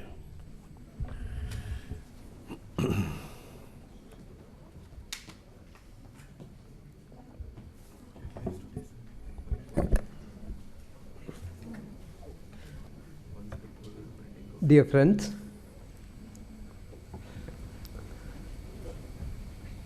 the earlier speakers, I think, have talked about most of the things which I wanted to discuss, and this is what happens when you come at the end of the panel.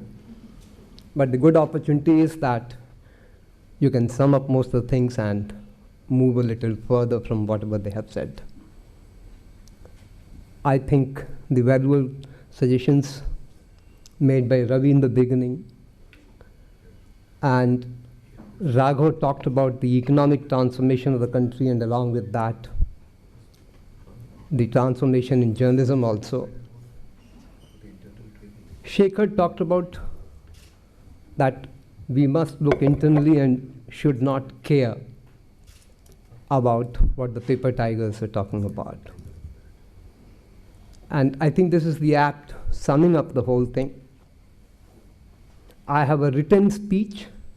Ninan said I must sum up within time. I think I'll take 3 or 4 minutes more than what the moderator planned. But the foremost concern before us today is the freedom of expression. As Shekhar said, that our constitution provides the same freedom of expression and speech to us as to any common citizen of the country under Article 19(1)(a). Along with that, there's a rider. But ultimately what happens? If we look at the constitution makers, if we look at the founders, Dr. B.R. Ambedkar had a paper which actually talked about adopting the same First Amendment in US Constitution, that Congress shall not make any law to abridge the freedom of speech and expression. That was the spirit. Ambedkar had that paper. Kanhaiyalal Maniklal Munshi had a paper which also said that US laws must be taken into consideration and explicit mention of freedom to the press must be mentioned in the Constitution. Constituent Assembly debated upon it. The Subcommittee on Fundamental Rights, of which Sardar Patel was the chairman, considered it for reasons I do not know,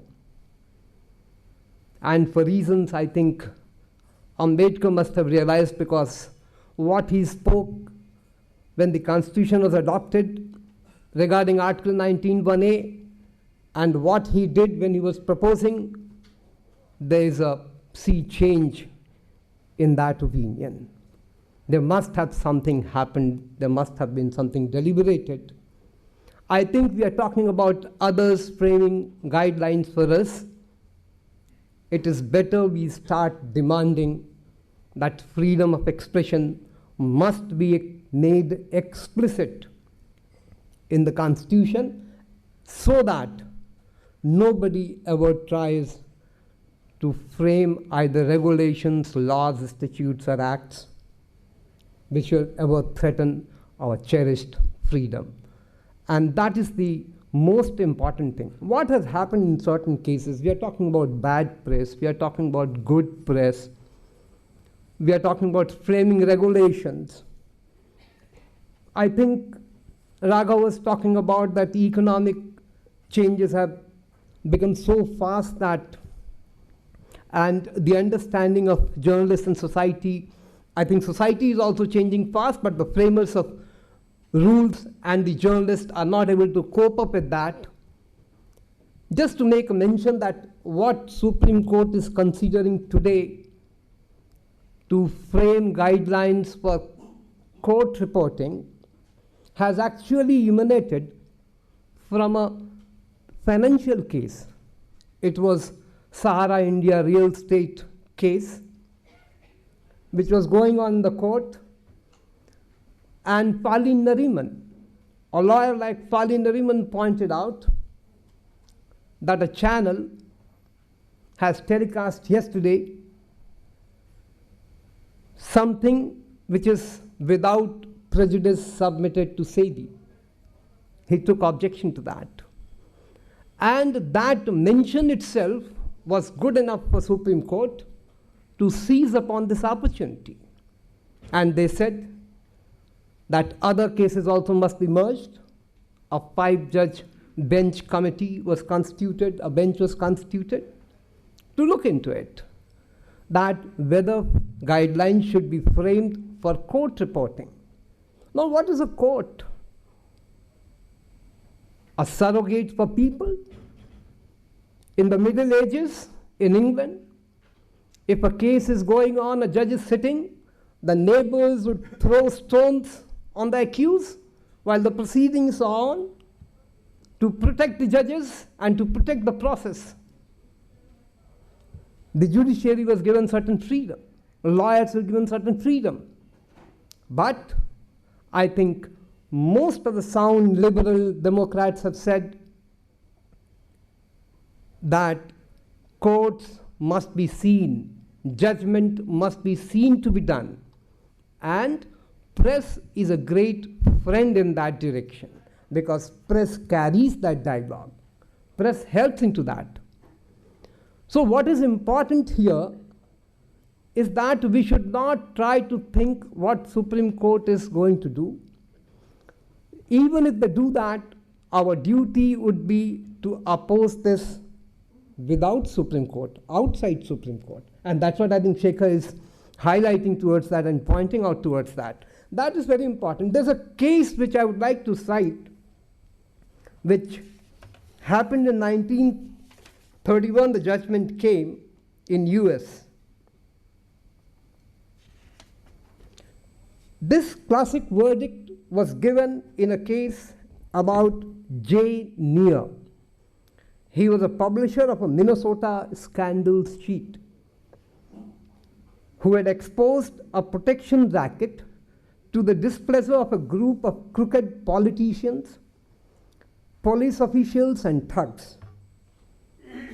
In his ruling, Justice Charles Evans Hughes, this name is very important in the history of the United States of America for the simple reason that he was the Vice President of America, he was a Secretary of State in America, he was a judge for a long time in Supreme Court, and he was the Chief Justice of the United States of America, a man who could see the society in entirety, you know.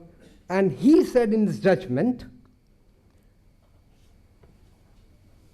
the rights of the best of men are secured as the rights of the vilest, and most abhorrent are protected.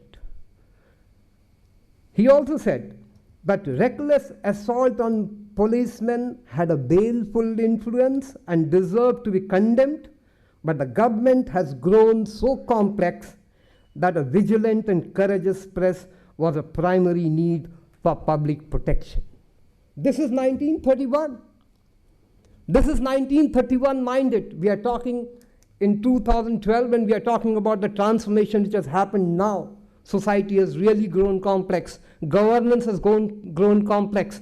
And I think it is our duty that now the time has arrived when the explicit right to press must be provided in Constitution, and we must launch a movement in that direction. With that, I'll finish my words. Thank you very much. Okay, thank you, Ajay. And we now throw this open to the floor for questions. There are mics around, as we know. There's the first question from here.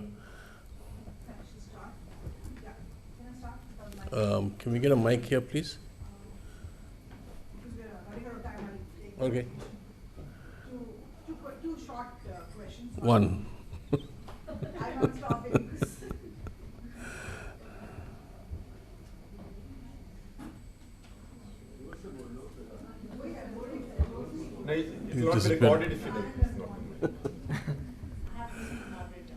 Yeah. Yeah, okay. Thank you, Mr. Ninan. Two very interesting panel, thank you. One question. Okay. Two comments, actually, but anyway, I'll limit it to. I wanted to actually comment on what Mr. Raghav Bahl was saying, that media institution being a very unique entity and having the political, business, and social implications. And I'm glad you talked about the business angle of it. But my question was, you use the business angle to not have an independent regulator, but use the social angle to ask for more responsibilities and freedom. So this is contradictory. It has never happened elsewhere, anywhere. So in this unique position, there is a contradiction in your own statement. So I wanted to talk about that. And quickly to comment on what Mr. Ravi said, he talked about media education. And we don't talk about the challenges facing the media standards in education in a country. And that's all I wanted to do. Thank you. Anyone else? Yes, I see some hands going up there. Well, I'll come back to you. At the back.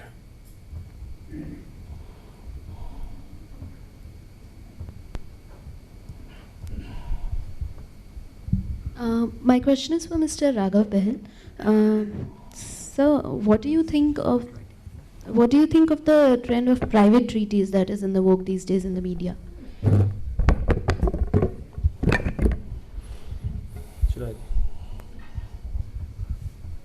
Well, I can tell you from our own experience that it's extremely bad tax planning, private media is, because you end up paying 45% of a non-cash receipt out to the government.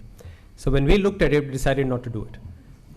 So, I mean, it's really someone who's doing private treaties doesn't obviously either has too much cash or is a very bad tax planner.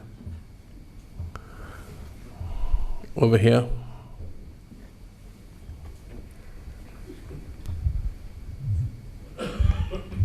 I'm R.K. Khandelwal, a retired bureaucrat, long retired. And to use a term like Mr. Shekhar, this is a hat trick for Mr. Bahl, because I'm also putting a question to Mr. Bahl. I would just like him to explain that in what way he would like the content to be regulated in the light of all that he talked about, the diversification and pluralism and competition. What is the way in which you would like the content to be regulated? No, I think I said content not to be regulated. Content not to be regulated. No regulation of content. Content only to ensure plurality of competition. So a corporate regulation, not a content regulation. Okay, Mr. Rahman in the back.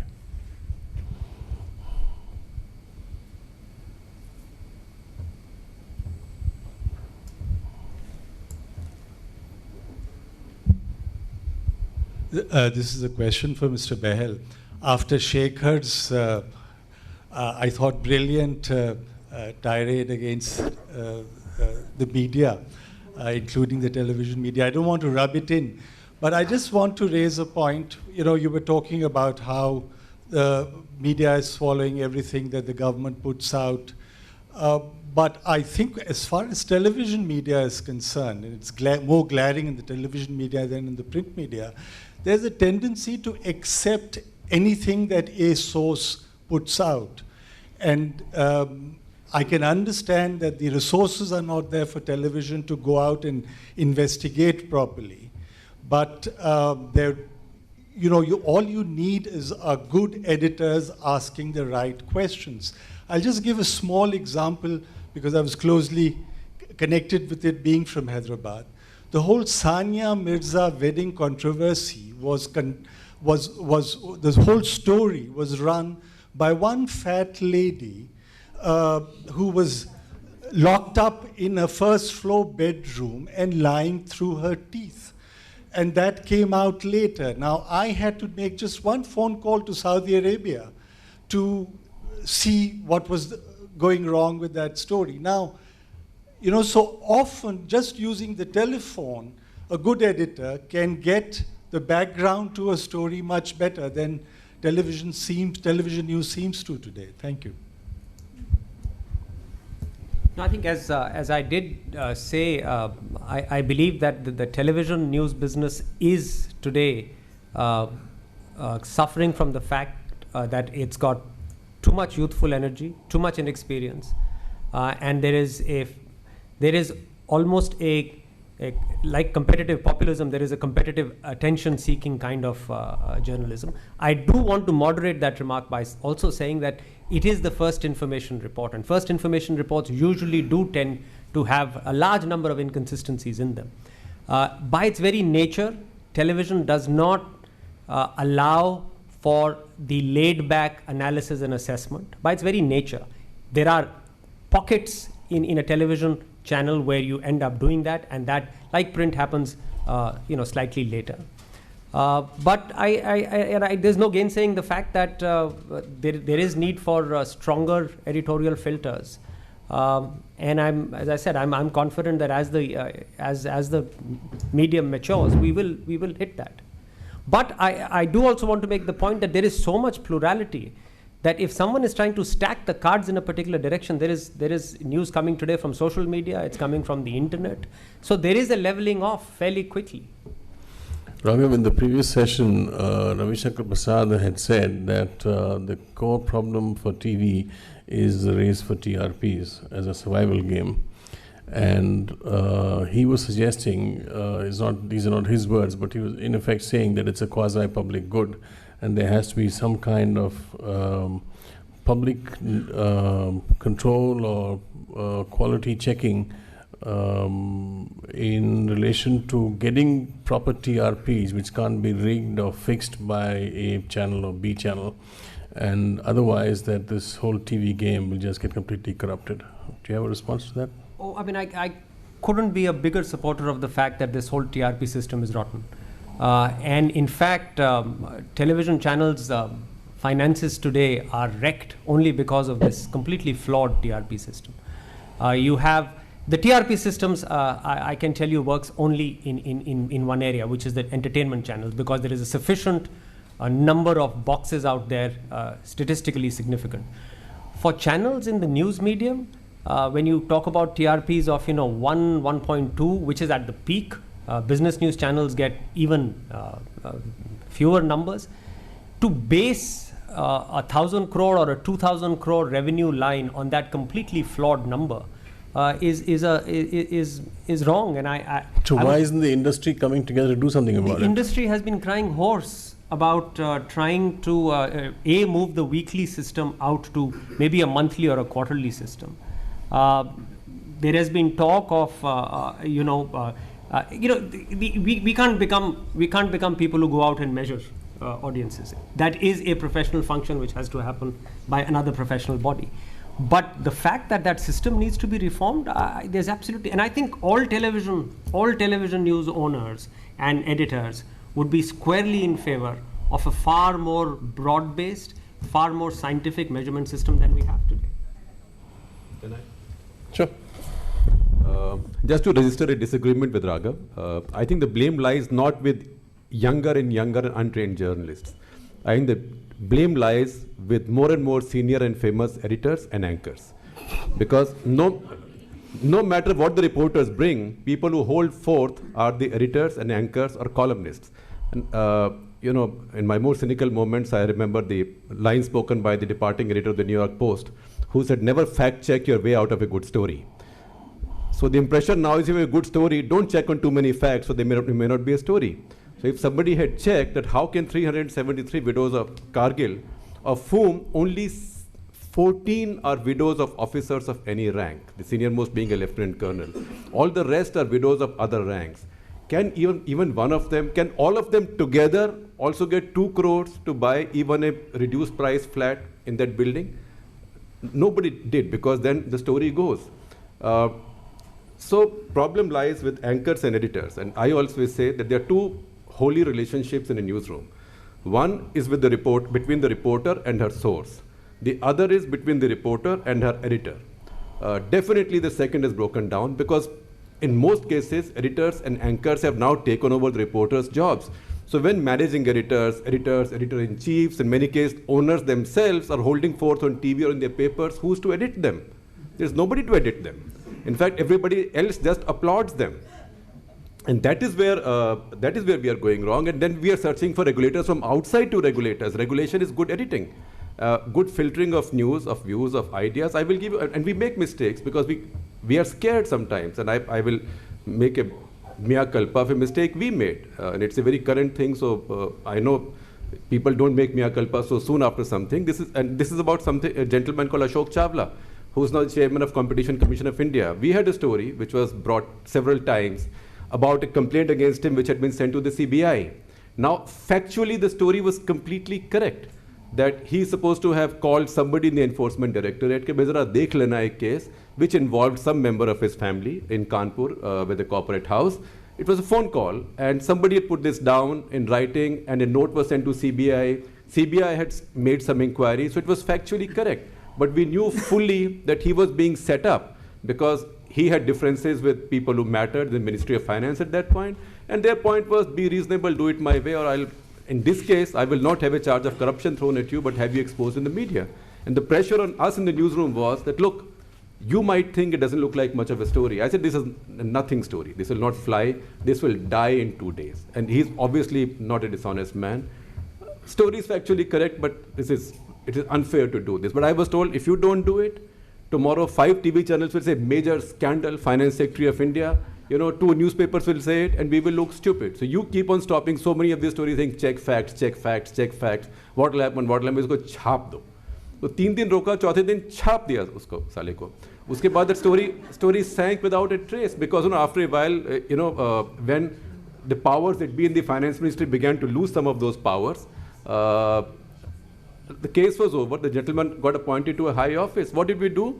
We did delay his appointment for some time. We were unfair to him. We were factually, completely, technically correct. So we do get intimidated, and that's where I think we have to raise the bar ourselves and get our editorial filters to become stronger again. I think our editorial filters have weakened. That is what we need. We do not need any regulation of any kind. question from there, and then Javed Laik, and then we'll have to close, I think, because we do have to get to the next session. I'm afraid I'll have to close. Oh, what happened? Over here. In that corner. It's for me. Okay, Javed, when do you finish, and then we'll close here. I have a very small and I think quite a futile suggestion to make to my fellow editors and news anchors, is that we or they should learn to edit themselves, whether in volubility or tone. And I would suggest this to Shekhar also. Thank you. And I just want to add one thing to what Shekhar said. While he printed the Ashok Chawla story, we did not carry it on TV. That's why I made the mea culpa.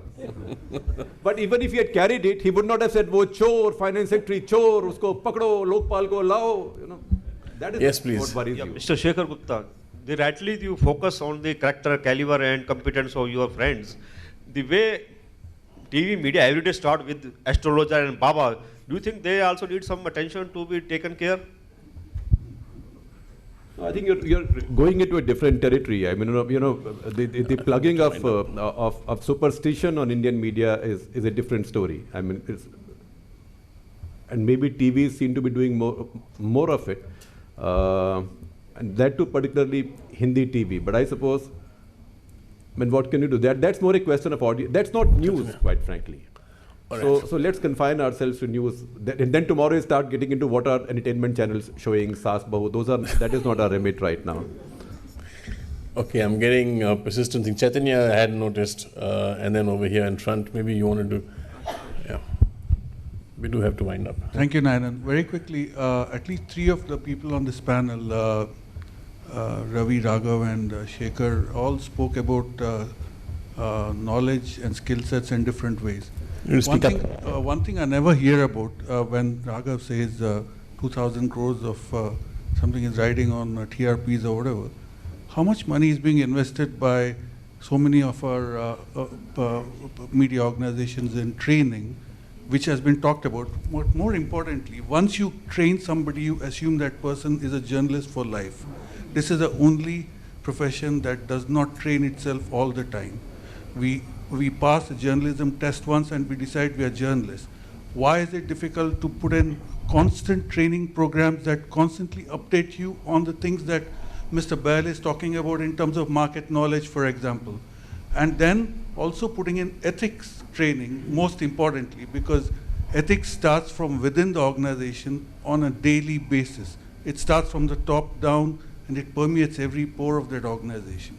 I don't hear much about how we should be getting better as journalists because of the constant focus on improving ourselves as journalists and our knowledge and our ethics.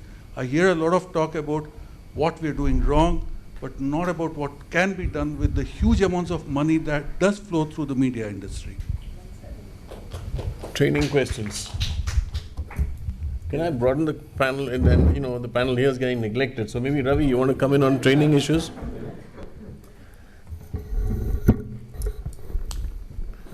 I agree with Chaitanya that training is a neglected area for the media. There are some good journalism schools that have come up which are doing a good job, but that is few and far between. Newspapers and probably television organizations, as a rule, have invested very little in training, in continuing training. In the past, you have had people join a newspaper organization at a very low level and rise to become great journalists. That is no longer possible. As Mr. Bahl had said, things have become very complex for somebody who is not really an expert to write on complex issues. So the question of training and education is a neglected area, and I think the press and television both need to devote a great deal of resources, great deal of attention to it. Is it essential, or can we? Okay. I'm glad that Shekhar had opened eyes about the television channels, especially editors and the anchors. But I think one... print also, not just... Yeah.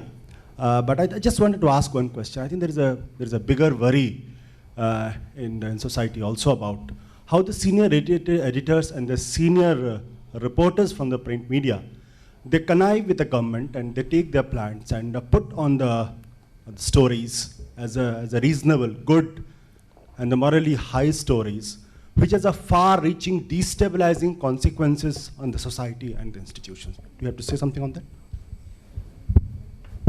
I think a plant is a plant is a plant, irrespective of which editor, reporter, which medium does it. And it's for the rest of the media to find the facts and question or expose a plant. I think there's enough media right now for to at least expose systematic plants. And I don't think it's confined to one media or the other. It happens in all media. All media, as in TV as well as print. So I think the rest of the media has to get into the facts. In fact, what happens sometimes is that when the rest of the media gets beaten on a story, without checking for facts, the rest start denying it. So denials then have no meaning. In fact, I find very often these days that stronger denials come from the rest of the media on a story than from the government itself. So, but that doesn't worry me so much, because a plant will be exposed, because if one institution takes a plant, 55 others will not take it, right? Or maybe of the 55 others, maybe at least 10 will question it or expose it. So that is less of a problem. The problem there, in fact, is, and I thought you were coming to what I think is the problem. Problem is, and this is much more applicable to print than to TV journalists, is senior journalists and editors embracing the government all the time, accepting Rajya Sabha nominations, accepting ambassadorships, accepting memberships of government committees, which are all offices of profit, speaking for the government. It is criminal. We can hold 500 such seminars and discussions. I've heard people at Editors Guild say editors must disclose their assets. We disclose our assets every year to the Income Tax Department, every year. There's AIR now, everything has to be disclosed. But I would like editors, members of Editors Guild of India, to say they will never sit on a government committee that makes policy on anything, except maybe to do with not even the media. They will never take a Rajya Sabha nomination. They will never take an office of profit from government, whether in service or after retirement, because media people never retire. You can go and take a job with the government, then come back and become a journalist again, then go back and take a job with the government, depending on who's in power, right? Are we willing to do that? We are not. I mean, you can hold a vote in Editors Guild of India. Let me see how many people will say so. And how many people will say, I'm sorry, I took this job from the government.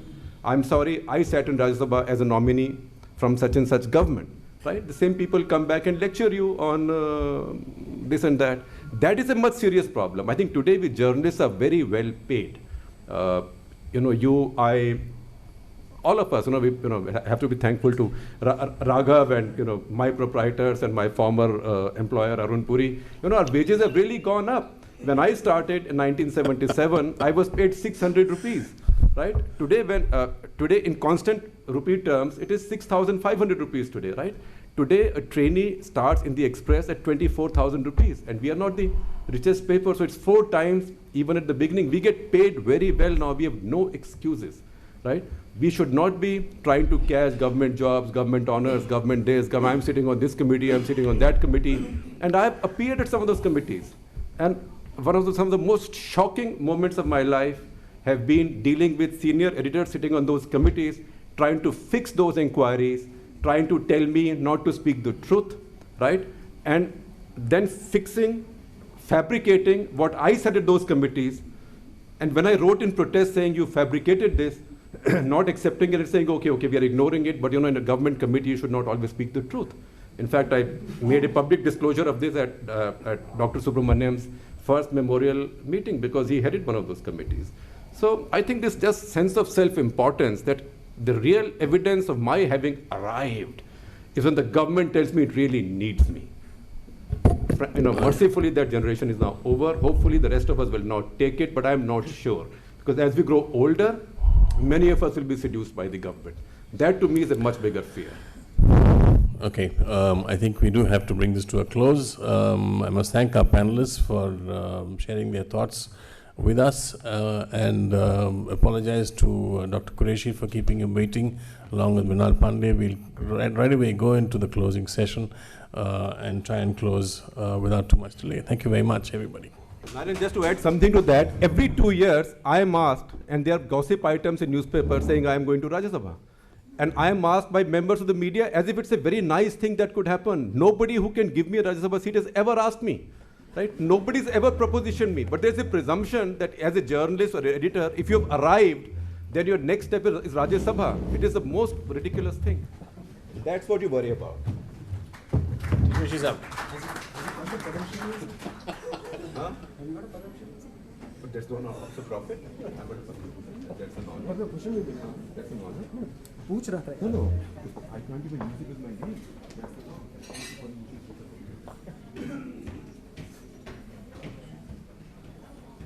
Sorry, Meena. Just went on. This chair and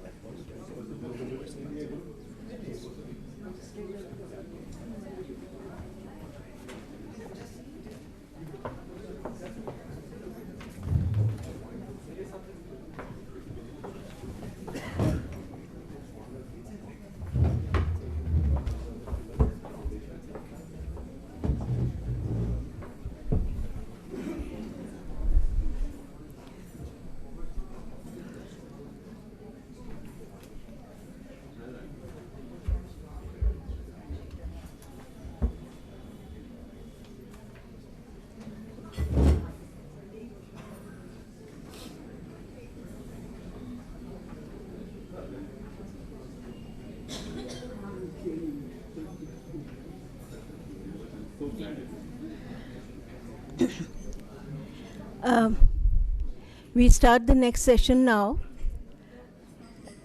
This session focuses on the issue of... Hello? Is it? Okay. We start the session now. As you all know, this session focuses on the issue of paid news. Without much further ado, I invite Mr. Ninan to join us. And aren't you going to join us? Okay. You all know Mr. Quraishi, so I need not introduce him to you. The issue has been doing the rounds in the media for several years, particularly during the last general elections. There was a lot of noise about it. However, since then, assembly elections have followed, and things have not really improved to the extent that we can say that the earlier hoo-ha had an effect. I was just listening to a television channel in which the CEO of a very big publishing house in Delhi was talking about the quarterly performance of his company, and he said that Hindi business has performed much better. The English business is not doing well on the revenue front because most of the businesses that were funding our revenues are in a state of atrophy. However, the Hindi businesses have had a windfall in the shape of UP elections.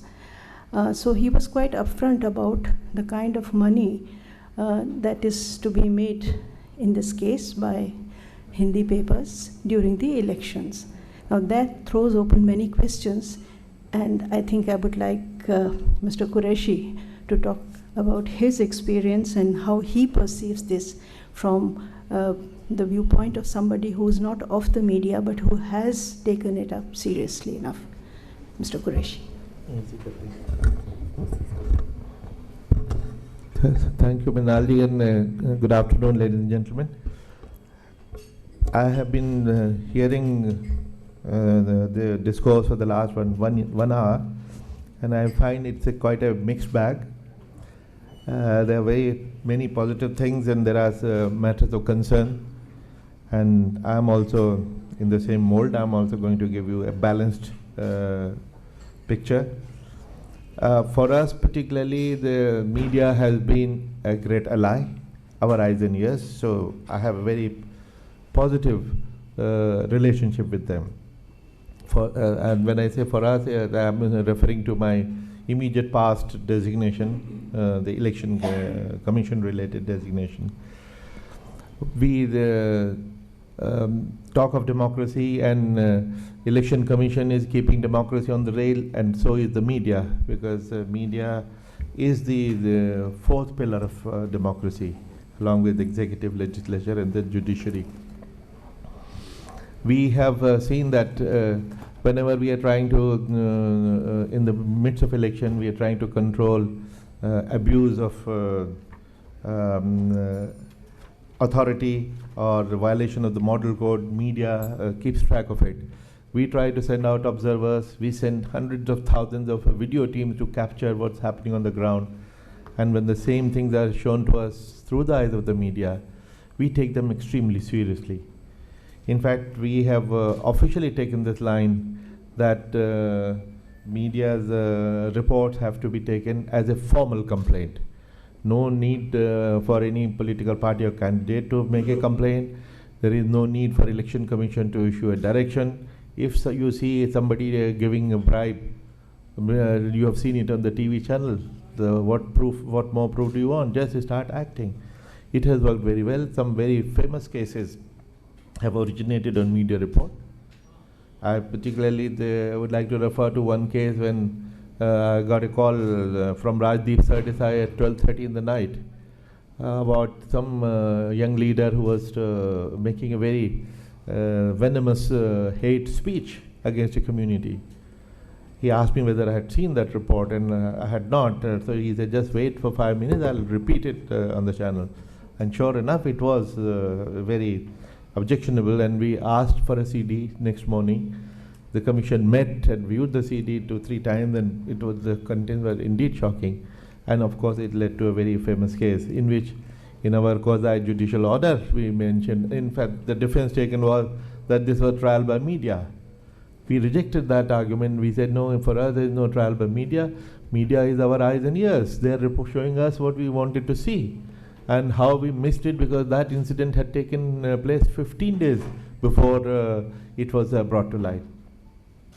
So in that context, the media's role in promoting democracy has been really commendable. Also, on the very positive side, recently, if you have noticed, in the last 2 years, we did a lot of voter education activity. And we set up a full-fledged voter education division, where the programs which we organized were called Voter Education for Electors Participation, VEEP. When Shekhar Gupta, in one of his interviews, walked the talk, he suggested that VEEP is a very VP kind of a name.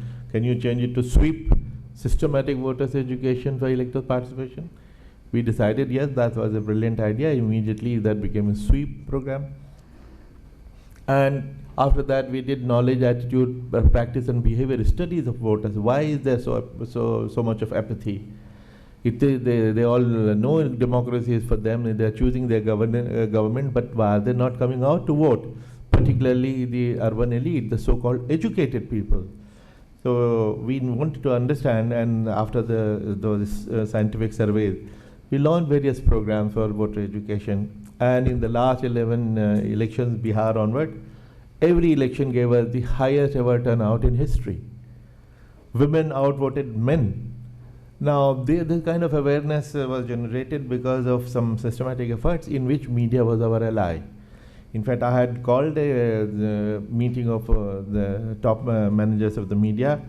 Many of them came and cooperated. They launched these campaigns pro bono, and the result is for everybody to see. Most glaring and most prominent achievement was in UP, where there was 30% increase in voter turnout compared to last election. Women's turnout increased by 45%. Now, that's a remarkable achievement that shows that we are on the right track. However, you know, media's power, everybody has discussed that media is very powerful and is becoming increasingly powerful. But this power is double-edged. Media can play havoc, media can be very constructive, media can educate, media can save lives through disseminating information on the immunization, the diseases which can be prevented, and at the same time it can really set the country afire. Therefore, the more power that you have, the more the self-control or restraint you need. And that is what we need to talk about. I would talk a little about paid news, which of course is a new phenomenon and has been causing great concern to all of us. The first time it was brought to our notice was by the late Prabhat Joshi, who came along with Mr. Kuldeep Nayyar and brought lots of instances of suspected paid news. We started thinking what to do and came up with a new guideline. I would say that paid news is not entirely a new phenomenon, because we had seen it in some form to manipulate the real estate market and the share market. Some bogus report will come that this share is doing extremely well, and some innocent people will start buying those shares or start going for a particular sector which is selling. But its political use started recently, and that is when alarm bells were raised like never before.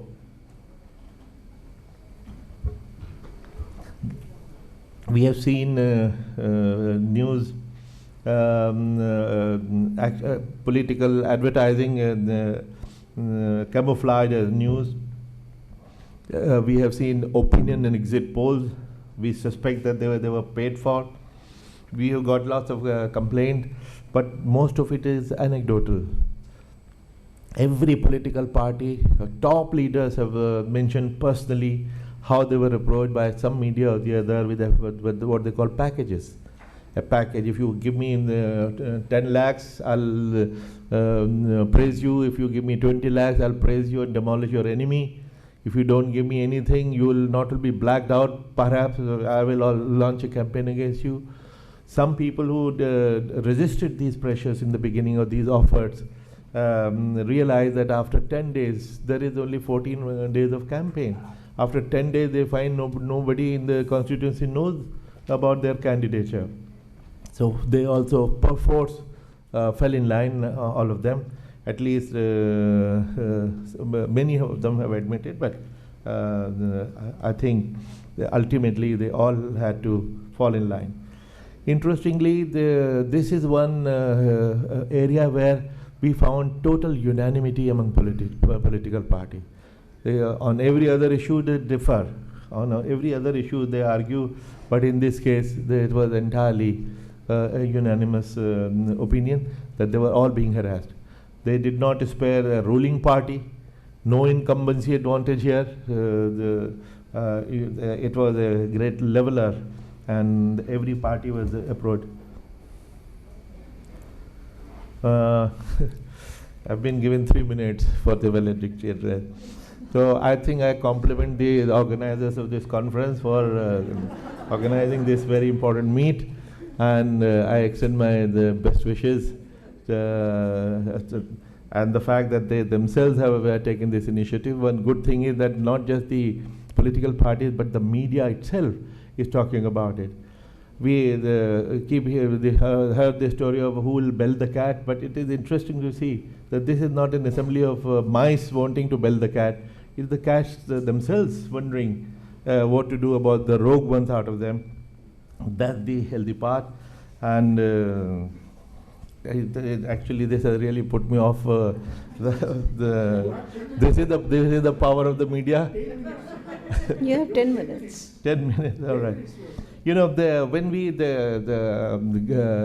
that representation from Mr. Kuldeep Nayyar and Mr. Prabhat Joshi, we set thinking and we came up with guidelines which we experimented with in Bihar for the first time, where we set up media certification and monitoring committees.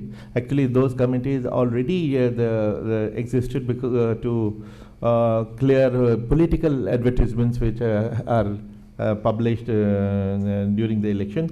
We gave them more power, and we said you start monitoring and scrutinizing the content of all media to see whether there is a potential paid news there. We caught 121 cases in Bihar. And when we issued notices, most of them confessed that indeed they had paid for those news items. And since the election process was on, remedial measures were possible, they decided to account for that expenditure in their expenditure statement. But expenditure is not the only implication of paid news, because trying to beat the expenditure ceiling is one, but there is also implication of undue influence on the voters. There is also a question of right to information of the voters. The fact that Supreme Court decided that all candidates will give their antecedents of the financial antecedent and criminal antecedent was in the context of their right to information. Candidates have a right to know about the candidate. Therefore, when we saw these 121 cases, they all admitted. We did not close the matter because we do want to examine the legality, whether they had committed a fraud on the people by telling them what obviously was lies. Later on, when the 5 states went to poll, Tamil Nadu, West Bengal, Assam, Kerala, and Puducherry, we found 250 cases. And but here we found a different phenomenon. The number of cases proportionately were not as much as in Bihar. But probably the reason was that in these states, in at least Tamil Nadu and Bengal, political parties themselves own a lot of channels. So obviously they didn't have to buy space on any other channel. They were using their own channel for propaganda, which was disturbing the level playing field. So we had to come up with new guidelines of accounting for this free publicity also, because election expenditure ceiling is a ceiling on your own money, your own expenditure. You cannot spend more than 16 lakhs of your own money on that. So if it is your channel and you are spending crores of rupees worth of time and space, so that also is covered by the ceiling, and that interpretation we use. 250 notices then, and later on the last batch of elections, UP and others, we had number of complaints. 766 complaints were received, in which we issued notices to 581 because prima facie case was established. In 253 cases there was admission. 253 is a large number, and they included all these expenditure in their account, while others disputed, and some investigations were still going on. We proposed in February 2011 that Representation of People Act should be amended and paid news should be made a cognizable, punishable offense. Publishing and abetting the publishing of paid news for furthering the prospect of any election candidate or for prejudicially affecting the prospect of election of any candidate should be made an electoral offense with 2 years of imprisonment. But this is pending with 22 other election reform proposals, and someday hopefully it will see the light of the day. We have been hearing today's forum and earlier of self-regulation. I also have been saying that self-regulation is ideal, but I think increasingly I'm coming around to this view that self-regulation is a delusion. It will not happen. It's not going to happen. So it sounds good. It is the politically most correct statement to make, but probably not a very practical solution. But what about an independent regulator? The government regulation, of course, is definitely a bad idea. It's impossible. It will not happen. But independent regulator in a market economy where there is competition and there is no control of any kind, I think that will be in order. With what form will that be? Whether the press council, it should be expanded to include also the print media, the electronic media, and what should be the composition so that a real independent judgment can come out of them. If it is weighted in favor of only the owners, proprietors, there is a conflict of interest. You will never get, that is not an independent regulator. Probably independent regulator is something we should think about. You know, I have often wondered whether the fourth pillar of democracy is becoming the fifth column of democracy, because the way the paid news is playing havoc, how The opinion polls are manufactured on you show me the money and I'll give you the result. All the opinion polls are conducted by research agencies. 2 years ago, I remember the same news, a research agency came to us giving us a list of 20 channels who had hired them. We gave them permission to enter the election arena, collect the data. Now, same news, same research agency showed 20 different results on 20 different channels. Now, what scientific basis are we talking about? And when I said that the opinion polls, the exit polls should be on entertainment channels, I got a lot of support, but some channels were very upset that we caused aspersion on their quality. Well, some of them may come close to the result, but the fact that all others are so much off the mark shows that there is no real scientific basis, or even if the scientific research is possible, that's not what's happening. We had been recommending that opinion polls and exit polls should both be banned. Or Parliament in its wisdom banned the exit polls, but not the opinion polls. Later on, when they come complaining that they are at the receiving end, we wonder why is it that they missed the point in the first place. And I will just end on Urdu couplet. We are all depending on media to protect democracy, but the way the aberration which have been talked about and I mentioned jeopardizes the same democracy of which you are guardians. And शेर इस तरह है कि बाग़बाने आग दी जब आशियाने को मेरे, बाग़बाने आग दी जब आशियाने को मेरे, जिन पे तकिया था वही पत्ते हवा देने लगे. So thank you, ladies and gentlemen.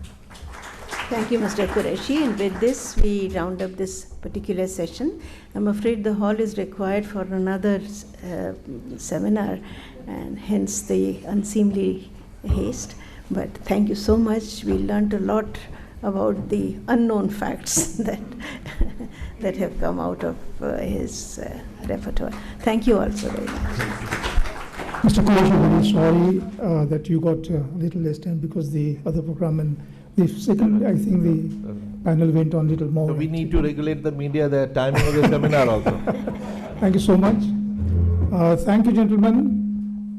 We are thankful to the IIC, to IPI, and all the organizations, IWPC, the Press Association, IAFAC, CJA, and SAMC for associating with this seminar. Thank you.